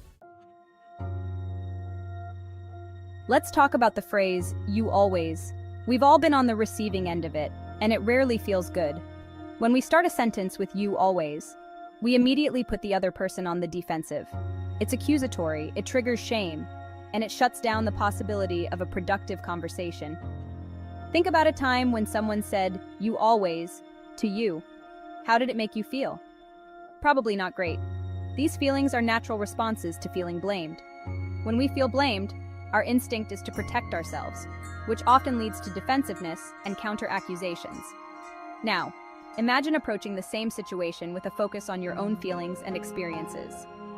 Instead of, "you always leave the kitchen a mess," try, "I feel frustrated when the kitchen is left messy." By shifting the focus from blaming the other person to expressing our own emotions, we create a safer space for dialogue. This approach is less likely to trigger defensiveness and more likely to encourage understanding and cooperation. So the next time you're tempted to utter the phrase, "you always," pause, take a breath, and ask yourself, "what am I feeling? How can I express this in a way that invites understanding rather than blame?" Calm down. Two little words that often have the opposite effect. Telling someone to calm down can feel incredibly invalidating. It's like saying their feelings are wrong or an overreaction. All emotions are valid, even the messy ones. Instead of shutting down emotions, meet them where they are. Say, "I understand this is upsetting. Let's talk about it." This shift communicates empathy and a willingness to listen. Acknowledge their feelings and offer support. This fosters connection and strengthens relationships. "That's not my problem." These 4 words can be incredibly isolating, especially in a team or family setting. While it's true that we're not responsible for solving everyone else's problems, this phrase often comes across as cold, uncaring, and dismissive. It creates a sense of separation and undermines the spirit of collaboration. When we distance ourselves from others' challenges, we miss opportunities for connection, growth, and shared success. Instead of, "that's not my problem," consider saying, "how can we work together to solve this?" This simple shift in language transforms a dismissive statement into an invitation for collaboration. Imagine a colleague is struggling with a project. Instead of saying, "that's not my problem, you're on your own," try saying, "I understand you're feeling stuck. Is there anything I can do to help? Maybe we can brainstorm some ideas together." By offering support and a willingness to collaborate, you're not only helping to solve the problem, but also strengthening the relationship and fostering a more positive and supportive environment. Remember, we're all in this together. You shouldn't feel that way. These words, though often well-intentioned, can be incredibly invalidating. When someone shares their feelings, the last thing they want to hear is that their emotions are wrong or unjustified. All feelings are valid, even the ones we don't fully understand. When we tell someone they shouldn't feel a certain way, we're essentially dismissing their emotional experience. Instead of trying to dictate someone's emotional response, let's try to validate their experience. Instead of "you shouldn't feel that way," we could say, "it's okay to feel upset about this." Imagine a friend is feeling down about a breakup. Instead of saying, "you shouldn't be sad, it's been months," try saying, "it's okay to still feel sad about it. Breakups are tough and it takes time to heal." By validating their feelings, you're creating a safe space for them to process their emotions without shame or judgment. This approach fosters empathy, strengthens the relationship, and allows the other person to feel truly seen and heard. Remember, emotional intelligence is about understanding and accepting the full spectrum of human emotions, even the ones that make us uncomfortable. When we can offer validation and support, we create a foundation of trust and authenticity in our relationships. I'm fine. We've all said it countless times, often when we're anything but fine. Suppressing our emotions can be detrimental to our well-being and relationships. Constantly saying "I'm fine" closes us off from genuine connection. It sends the message we don't want to burden others or trust them enough to be vulnerable. Instead of hiding, let's be more honest about our feelings. Try saying, "I'm feeling a bit overwhelmed right now, but I'll be okay." This honesty opens the door for connection and support. By sharing your true feelings, you invite support and understanding. Vulnerability can deepen your connection and create genuine empathy. It's not fair. We've all exclaimed it at some point, usually when we feel wronged or treated unjustly. While the sentiment is understandable, fixating on the perceived unfairness of a situation rarely leads to a productive outcome. It keeps us stuck in a cycle of blame, resentment, and frustration, preventing us from finding constructive solutions. When we dwell on the unfairness of a situation, we relinquish our power to effect change. Instead of lamenting the unfairness of life, let's shift our focus to finding solutions. Instead of "it's not fair," consider saying, "What can we do to improve the situation?" This simple shift in language empowers us to take control and seek proactive solutions. Imagine a colleague receives a promotion that you felt you deserved. Instead of fuming about the unfairness of it all, try saying, "Congratulations on the promotion. I'm also working towards advancing my career. Could we talk about my career goals and potential opportunities for growth within the company?" By focusing on solutions and taking initiative, you demonstrate your commitment to your own success and create opportunities for positive change. This proactive approach is far more effective than dwelling on the perceived injustices of the situation. Remember, life isn't always fair, but we always have the power to choose how we respond to challenges. You have to. These three words often signal a power struggle waiting to happen. When we tell someone they have to do something, we trigger their natural resistance to being controlled. This can lead to pushback, resentment, and a breakdown in communication. Instead of dictating actions with "you have to," let's try fostering autonomy by offering suggestions and choices.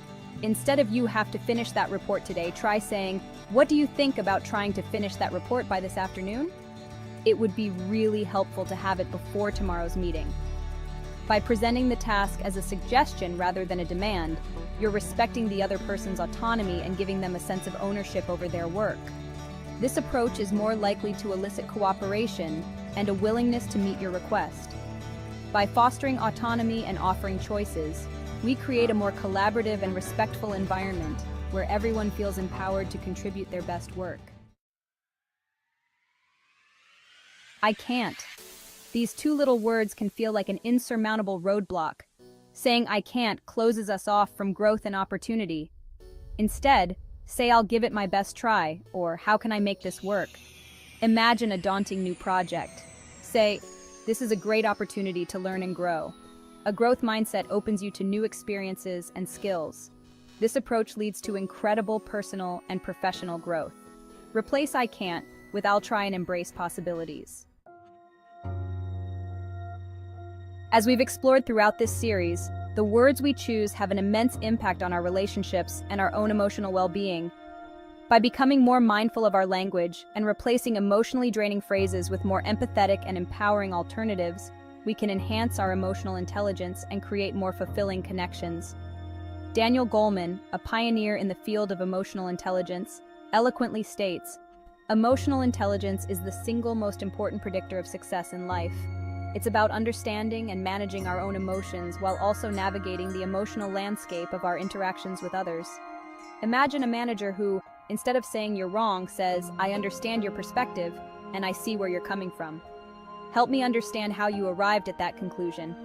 This subtle shift in language can completely transform the tone of a conversation, fostering respect, understanding, and collaboration. In fact, studies have shown that emotionally intelligent communication leads to higher team performance, increased job satisfaction, and stronger relationships overall.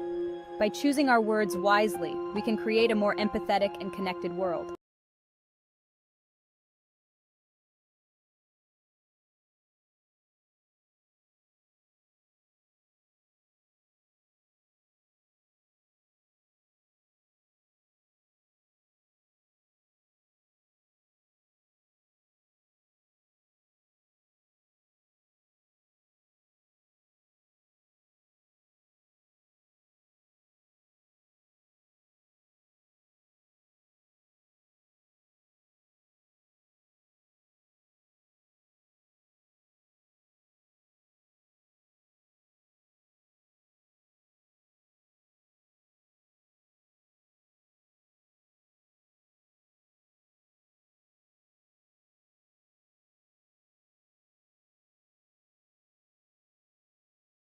Have you ever been absolutely certain about a memory, only to find out later that it was distorted or completely false? Welcome to the fascinating world of the misinformation effect, a psychological phenomenon that blurs the line between fact and fiction in our minds. In the world of psychology, the misinformation effect is a well-documented phenomenon. It refers to the tendency for post-event information to interfere with the memory of the original event. It's an intriguing concept, isn't it? A small piece of false information introduced after the fact can distort or completely change how we remember an event. For a vivid illustration of the misinformation effect, consider the groundbreaking study conducted by psychologist Elizabeth Loftus in the 70s. Loftus showed participants a series of slides depicting a car accident. After viewing the slides, participants received a questionnaire asking them to describe what they had seen. Some participants were asked, how fast were the cars going when they hit each other, while others were asked, how fast were the cars going when they smashed into each other? The words hit and smashed were the misinformation in this experiment. When the word smashed was used, participants estimated the cars were going much faster than those who were asked with the word hit. Even more striking, when asked a week later if there was broken glass at the scene, those who heard smashed were more likely to say yes, even though there was no broken glass in the slides. This experiment demonstrates how easily our memories can be manipulated by misinformation. A single change in wording can significantly alter our recollection of an event. In another experiment by Loftus, participants were shown a video of a protest that turned violent. Later, some participants were told that the protesters were throwing rocks at the police, while others were told that the protesters were throwing feathers at the police. When asked to recall the event, those who were told about rocks remembered the protest as being more violent than it actually was. So what are the key takeaways about the misinformation effect? Firstly, our memories are not as reliable as we may think. They are not static but dynamic, constantly being reshaped by new information and experiences. Secondly, the misinformation effect shows us that our memories can be manipulated intentionally or unintentionally. This has profound implications, particularly in the realms of eyewitness testimony and the legal system, where the accuracy of memory can have life-altering consequences. Lastly, we must be aware that the information we consume after an event, especially from sources that may be biased or unreliable, can distort our recollections. This underscores the importance of critical thinking and fact-checking in our information-saturated society. In the end, the misinformation effect serves as a powerful reminder of the complexities and vulnerabilities of our memory system. It challenges us to question what we remember and why we remember it that way, opening up a fascinating dialogue about the nature of memory and perception. Remember, it's not always about believing what you remember, but remembering to question what you believe.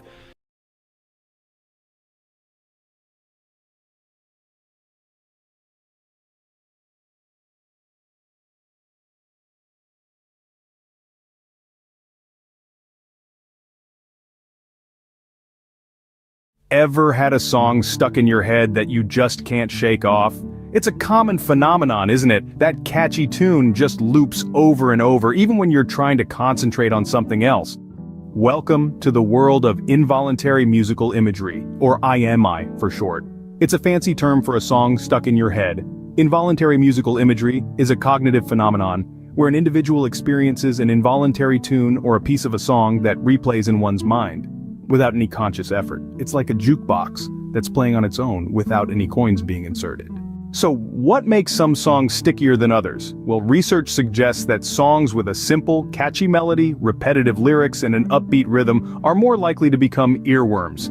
Think of those pop songs that have a simple, catchy chorus that repeats frequently. Those are prime candidates for becoming an earworm. Another factor that can make a song sticky is personal connection. If a song is associated with a particular memory or emotion, it's more likely to become an earworm. It might be a song that played on your first date, a tune from a memorable vacation, or a melody that reminds you of a loved one. Interestingly, it's not just the song itself that can make it an earworm. External factors can also play a role. For example, exposure to a song can increase the likelihood of it becoming an earworm. If you hear a song regularly, such as on the radio, in a commercial, or in a movie, it's more likely to get stuck in your head. So how can you shake off that pesky earworm? One potential solution is to chew gum. A study conducted by the University of Reading in the United Kingdom found that chewing gum can help to reduce the occurrence of earworms. This is because the motor activity involved in chewing gum can interfere with the formation of musical memories. In summary, involuntary musical imagery, or having a song stuck in your head, is a common phenomenon that can be influenced by the characteristics of the song, personal associations, and exposure to the song. Chewing gum might help to reduce the occurrence of earworms. So, next time you find yourself with a song stuck in your head, remember it's not just you, it's a universal human experience. And perhaps try chewing some gum to see if it helps to shake off that catchy tune. Isn't the human brain fascinating? Let's delve into a real-world example of a song that often gets stuck in people's heads. Shake It Off by Taylor Swift is a prime example of a song that frequently becomes an earworm. Its catchy melody, repetitive lyrics, and upbeat rhythm make it a perfect candidate for getting lodged in your memory. Furthermore, it's a song that's frequently played on the radio and in various media, which increases its exposure and the likelihood of it becoming an earworm. So next time Shake It Off is stuck in your head, don't fret, remember? It's just your brain doing its thing, and maybe, just maybe, try chewing some gum to shake it off. Let's look at a couple more examples of songs that often get stuck in people's heads. Baby Shark by Pink Fong and Happy by Pharrell Williams are two more songs that frequently become earworms. Their catchy melodies, repetitive lyrics, and upbeat rhythms make them perfect candidates for getting lodged in your memory. Additionally, these songs' frequent play on the radio and in various media increases their exposure and the likelihood of them becoming earworms. So next time Baby Shark or Happy is stuck in your head, remember, it's just your brain doing its thing, and maybe, just maybe, try chewing some gum to shake it off.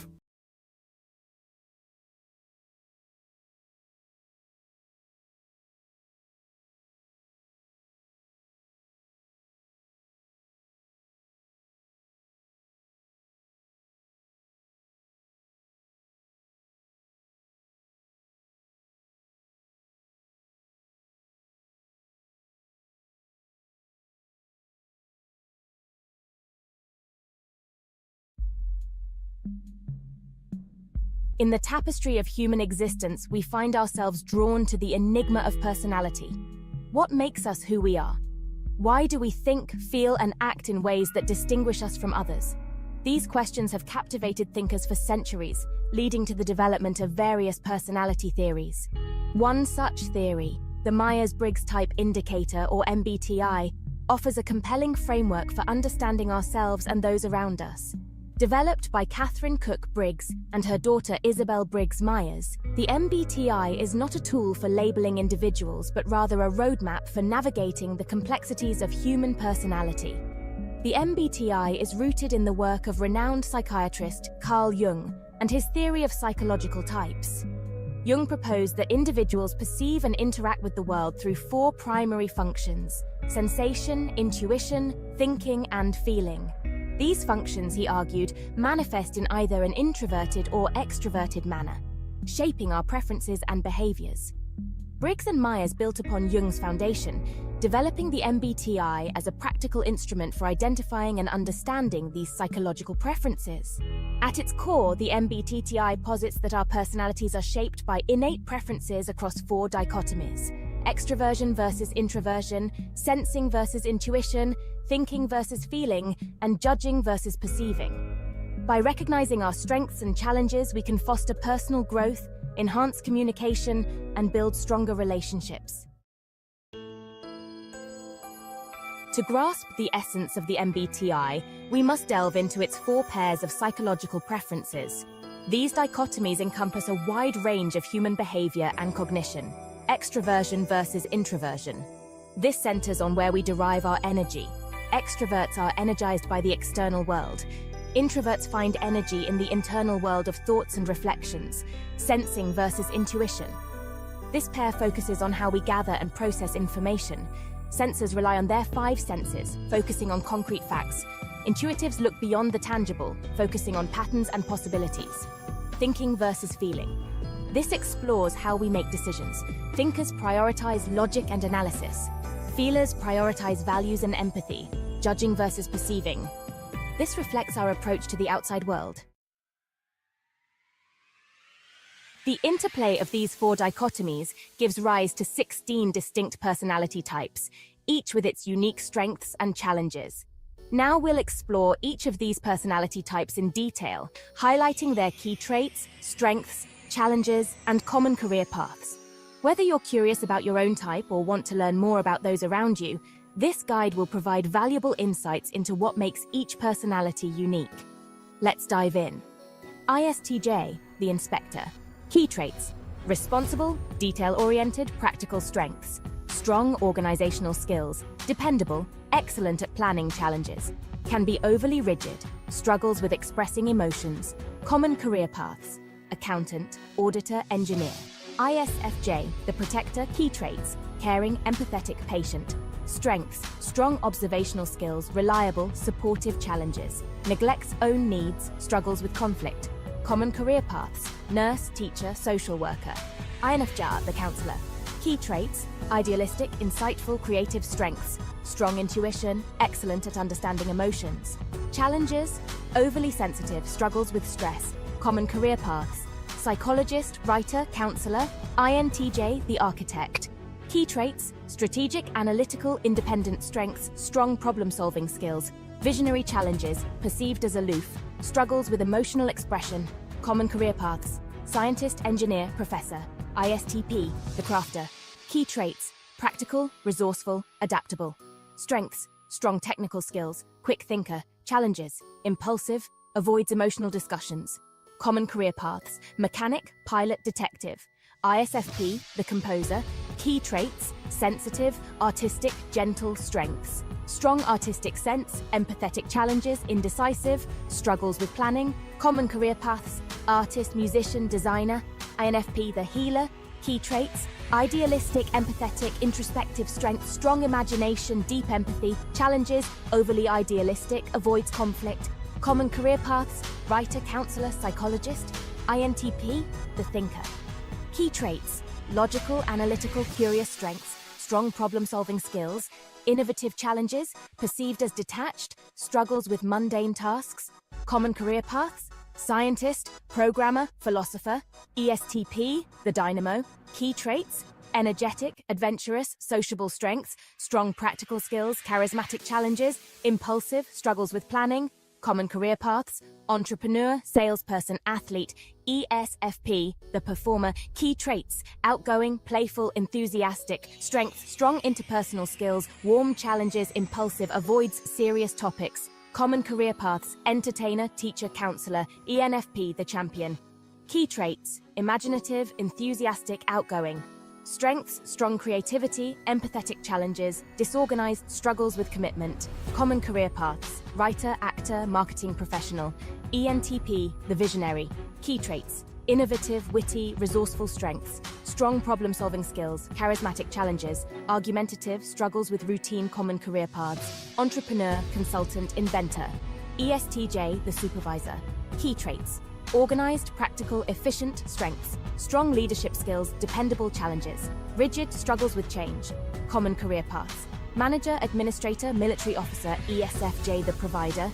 Key traits: warm, sociable, caring. Strengths: strong interpersonal skills, empathetic. Challenges: concerned with others' opinions, avoids conflict. Common career paths: nurse, teacher, event planner. ENFJ, the teacher. Key traits: charismatic, empathetic, inspiring. Strengths: strong leadership skills, empathetic. Challenges: overly idealistic, self-neglect. Common career paths: teacher, counselor, human resources professional. ENTJ, the commander.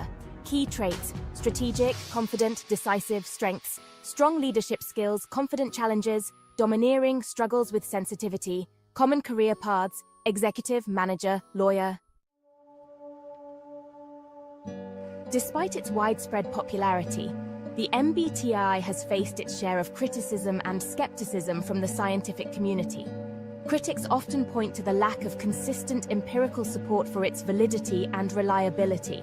Some argue that the MBTI's reliance on binary categories oversimplifies the complexities of personality, which exists on a spectrum. However, proponents of the MBTI acknowledge these criticisms while emphasizing its value as a tool for self-awareness and personal growth. They argue that the MBTI should not be viewed as a definitive measure of personality, but rather as a framework for understanding our preferences and how they influence our interactions with the world. While the scientific debate surrounding the MBTI continues, its impact on personal and professional development remains undeniable. Millions of individuals worldwide have found value in understanding their MBTI type, using it as a tool for enhanced self-awareness. The MBTI provides a framework for understanding our strengths, weaknesses, and preferences, fostering greater self-acceptance and personal growth. Improved communication. By recognizing our own communication styles and those of others, we can bridge communication gaps, enhance empathy, and build stronger relationships. Career exploration. The MBTI can guide individuals in identifying career paths that align with their natural talents and interests, leading to greater job satisfaction and fulfillment. The Myers-Briggs Type Indicator, while not without its limitations, offers a valuable framework for understanding ourselves and those around us. By exploring our personality type, we gain insights into our strengths, challenges, and preferences, empowering us to make more informed decisions about our lives. Whether you are seeking to enhance your self-awareness, improve your relationships, or navigate your career path, the MBTI can serve as a valuable tool on your journey of self-discovery. Discover your Myers-Briggs personality type and embark on a transformative journey of self-exploration. If you're interested in finding out your own Myers-Briggs personality type, you can take a variety of tests online. Some popular options include 16 personalities. This free test provides an in-depth analysis of your personality type, along with helpful insights. Truity offers a comprehensive test that includes a detailed report and description of your personality type. MBTI Online, an official assessment provided by the Myers-Briggs Foundation for a more in-depth exploration. Remember, while these tests can provide a useful framework for understanding yourself, they are just a starting point for self-discovery and personal growth. Explore your results with an open mind and use them as a tool to deepen your understanding of who you are and how you can thrive. Thank you for joining us on this exploration of the Myers-Briggs personality types. We hope this journey has inspired you to learn more about yourself and those around you. Stay tuned for more insights into psychology and personal development here on Yes Brainer. Until next time.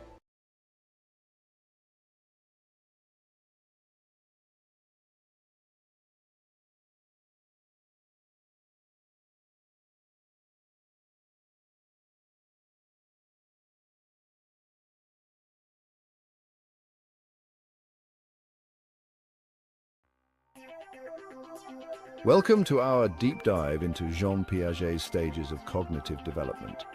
Piaget, a Swiss psychologist, revolutionized our understanding of how children think, learn, and grow. His theory is broken down into 4 stages that describe the evolution of cognitive abilities from birth through adolescence. Let's explore each stage in detail. The first stage is the sensorimotor stage, spanning from birth to approximately 2 years old. During this period, infants learn about the world through their senses and actions. They interact with their surroundings by touching, tasting, and manipulating objects. One key concept here is object permanence. This is the understanding that objects continue to exist even when they are not visible. For example, if you hide a toy under a blanket, an infant who has developed object permanence will know the toy is still there and may try to look for it. Before developing object permanence, infants think that out of sight means out of mind, but by the end of this stage, they begin to understand that the world is more permanent and predictable. Next, we move into the pre-operational stage, which lasts from about 2 to 7 years old. During this time, children begin to use language and think symbolically. Their thinking is still intuitive and egocentric, meaning they have difficulty seeing things from perspectives other than their own. A classic example of egocentrism is Piaget's 3 mountains task. When asked to describe what someone else sees from a different viewpoint, Children in this stage often describe what they themselves see instead. Another characteristic of this stage is the development of symbolic play. Children engage in pretend play using objects to represent something else. For instance, a broomstick becomes a horse and a cardboard box transforms into a spaceship. The third stage is the concrete operational stage, which occurs from about 7 to 11 years old. Here, children begin to think logically about concrete events. They understand the concept of conservation, the idea that quantity remains the same despite changes in shape or appearance. To illustrate conservation, Piaget used tasks like pouring liquid from a short, wide glass into a tall, thin one. Children in the concrete operational stage understand that the amount of liquid remains the same despite its new appearance. In addition to conservation, children in this stage develop skills such as classification and seriation. They can organize objects into categories and arrange items in a logical order based on size, number, or other properties. The final stage is the formal operational stage, beginning around 12 years old and continuing into adulthood.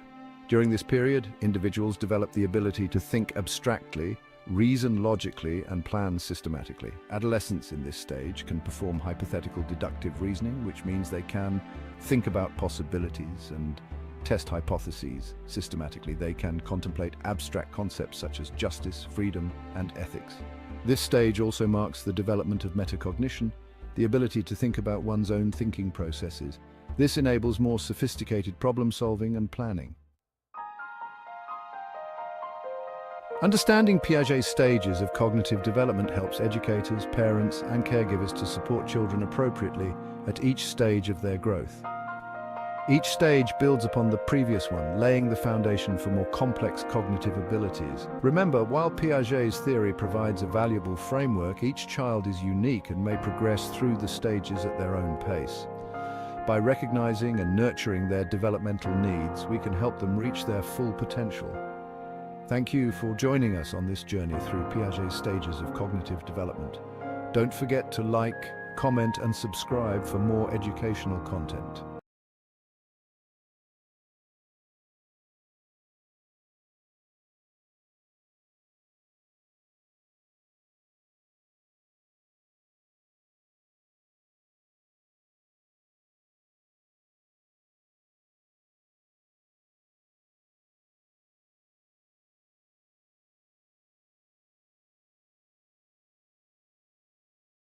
Welcome back to Yes Brainer. How far would you go if an authority figure ordered you to inflict pain on another person? It's a chilling question, one that most of us would answer with unwavering confidence. Not very far. We'd like to believe we are autonomous beings, guided by our own moral compass. Yet, a series of experiments conducted by Stanley Milgram in the early 1960s revealed a disturbing truth. Ordinary individuals, under the influence of perceived authority, are capable of acts that directly contradict their conscience. The Milgram experiment showed that the potential for blind obedience lay dormant within us all. The findings were shocking, even to Milgram himself. He had set out to understand the atrocities committed during the Holocaust, hoping to find some cultural or societal explanation for the widespread compliance with Nazi orders. What he discovered was far more unsettling. The potential for blind obedience lay dormant within us all. Stanley Milgram, a young social psychologist at Yale University, was haunted by the horrors of the Holocaust. He was driven by a burning question: how could so many people participate in such unimaginable acts of cruelty? Was it something unique to German culture? Or was there a darker, more universal truth about human nature at play? Milgram designed his now infamous experiment to explore the limits of obedience to authority. His hypothesis was simple. Under the right circumstances, anyone, regardless of background or disposition, was capable of inflicting harm on another human being. Imagine yourself in 1961, arriving at a prestigious Yale laboratory to participate in a study on learning and memory. You are met by a stern experimenter in a lab coat and introduced to another participant, a mild-mannered man named Mr. Wallace. You draw straws to determine your roles. You are the teacher and Mr. Wallace is the learner. You are led to a separate room and seated in front of a shock generator with switches labeled with increasing voltage levels, from 15 to 450 volts.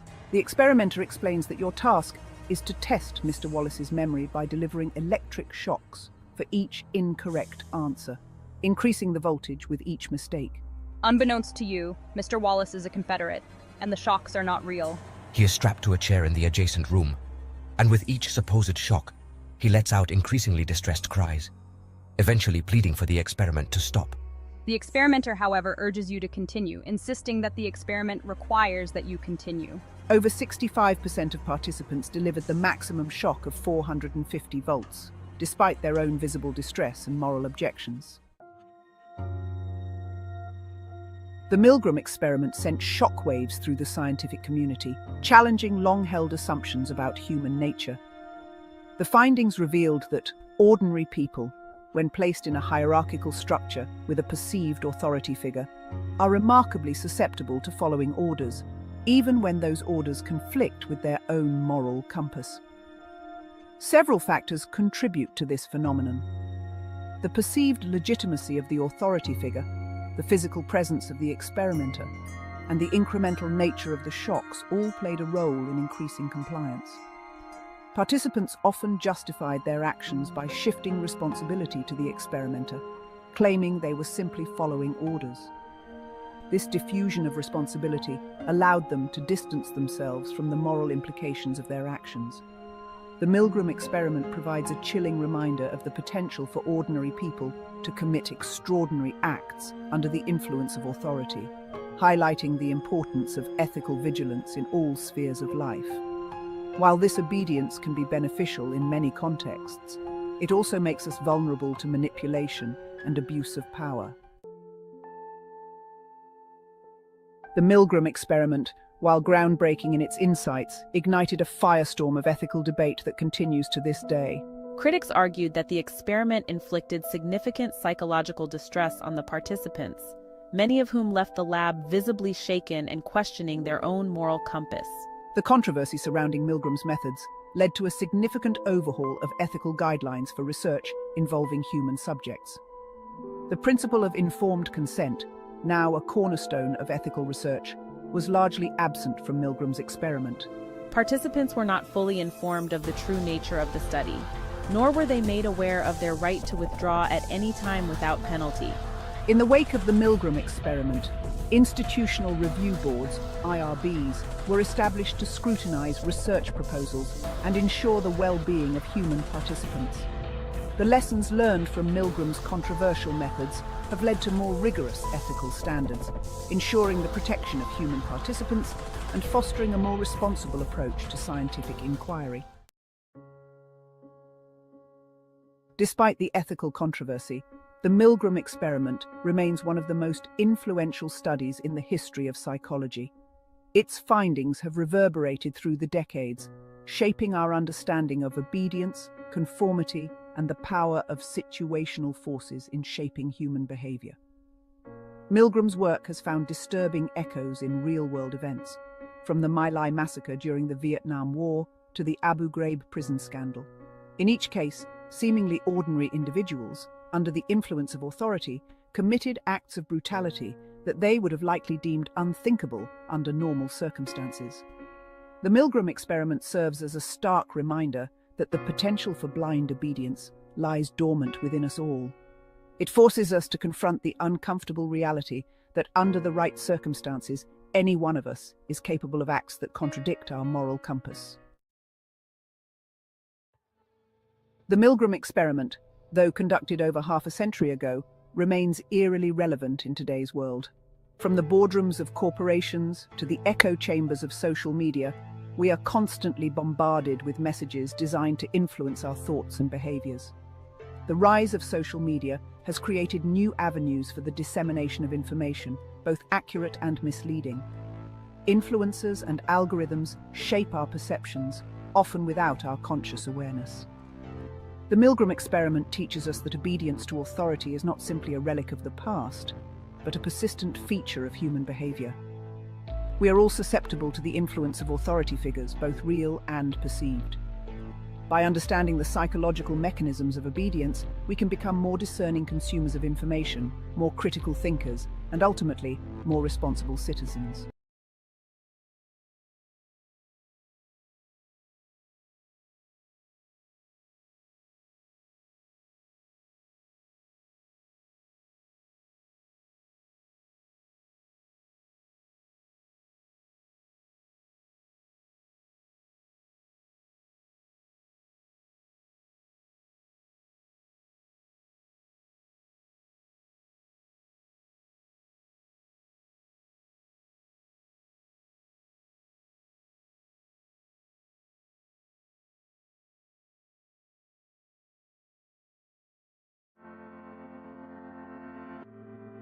Welcome back to Yes Brainer. Sigmund Freud, the father of psychoanalysis, revolutionized our understanding of the human mind. Among his most influential theories is the structural model of the psyche, which divides the mind into three distinct components: the ID, the ego, and the superego.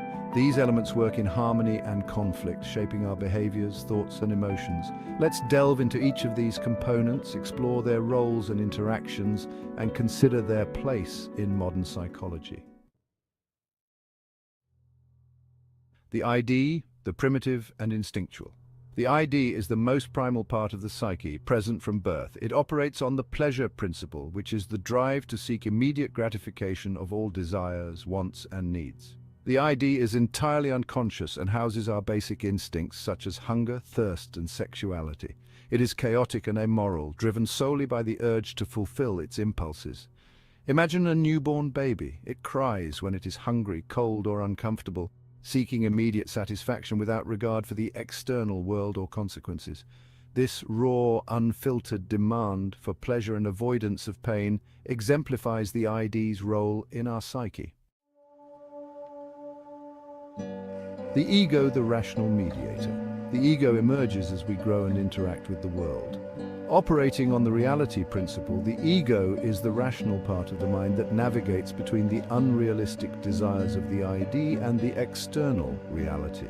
It functions at both conscious and unconscious levels, using reason and logic to make decisions. The ego's primary role is to mediate between the ID's demands and the constraints of reality. It seeks to satisfy the ID's desires in realistic and socially acceptable ways, often delaying gratification to achieve long-term goals. For example, if the ID demands immediate pleasure by eating an entire cake, the ego might negotiate a compromise by allowing a small slice, considering health and social norms. The superego, the moral conscience. The superego develops around the age of 5, influenced by parental guidance and societal norms. It represents our moral conscience and ideals, striving for perfection rather than pleasure. The superego operates at both the conscious and unconscious levels, providing guidelines for making judgments. Comprised of two parts, the conscience and the ego ideal, the superego works to suppress the unacceptable urges of the ID and push the ego to pursue morally and socially acceptable goals. The conscience punishes the ego with feelings of guilt and shame when we fail to live up to our moral standards, while the ego ideal rewards us with feelings of pride and accomplishment when we meet those standards. For instance, if the ID urges us to lie to get out of trouble, the superego would counter this impulse by reminding us of the moral and ethical implications of dishonesty, potentially inducing guilt to deter the behavior. The dynamic interaction between the ID, ego, and superego shapes our personality and behavior. Freud described this relationship as a constant struggle, with the ego trying to balance the demands of the ID, the constraints of reality, and the moral pressures of the superego. Conflicts among these three components can lead to internal tension and psychological distress. For example, if the ID's demands are too strong, the ego may struggle to keep them in check, resulting in impulsive or destructive behavior. Conversely, if the superego is overly restrictive, it may lead to excessive guilt and anxiety. To manage these conflicts and maintain psychological equilibrium, the ego employs various defense mechanisms. These unconscious strategies help protect the individual from anxiety and internal conflict. Common defense mechanisms include repression, pushing distressing thoughts out of conscious awareness, denial, refusing to acknowledge reality, and projection, attributing one's own unacceptable desires to others. Freud's theories have been immensely influential in the development of psychology and psychotherapy. Concepts like the unconscious mind, defense mechanisms, and the importance of early childhood experiences have become integral to many therapeutic approaches. One of the major criticisms of Freud's theory is the lack of empirical evidence. His concepts were largely developed through clinical observations and case studies, which do not meet the rigorous standards of scientific research required today. Freud's theories are often considered too subjective. The interpretations of dreams, free associations, and other elements central to psychoanalysis can vary widely between practitioners. Freud's theories have also been critiqued for reflecting the cultural and gender biases of his time, particularly regarding his views on female psychology and sexuality. Despite these criticisms, many of Freud's ideas continue to be used in various forms within psychotherapy, particularly in psychodynamic and psychoanalytic therapies. Concepts like the unconscious mind and defense mechanisms are widely acknowledged, even if the specific structures of the ID, ego, and superego are not universally endorsed.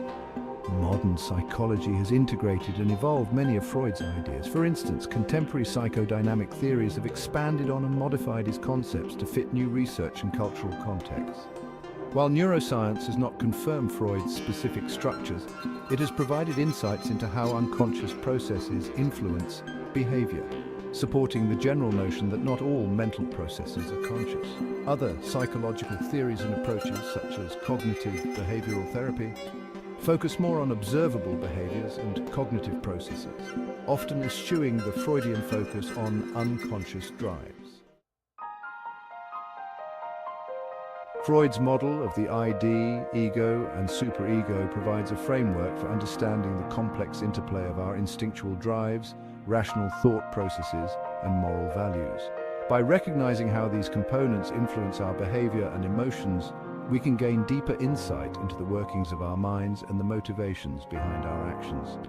As we navigate our daily lives, the balance and conflict among the ID, ego, and superego continue to shape our experiences, guiding us through the intricate landscape of human psychology.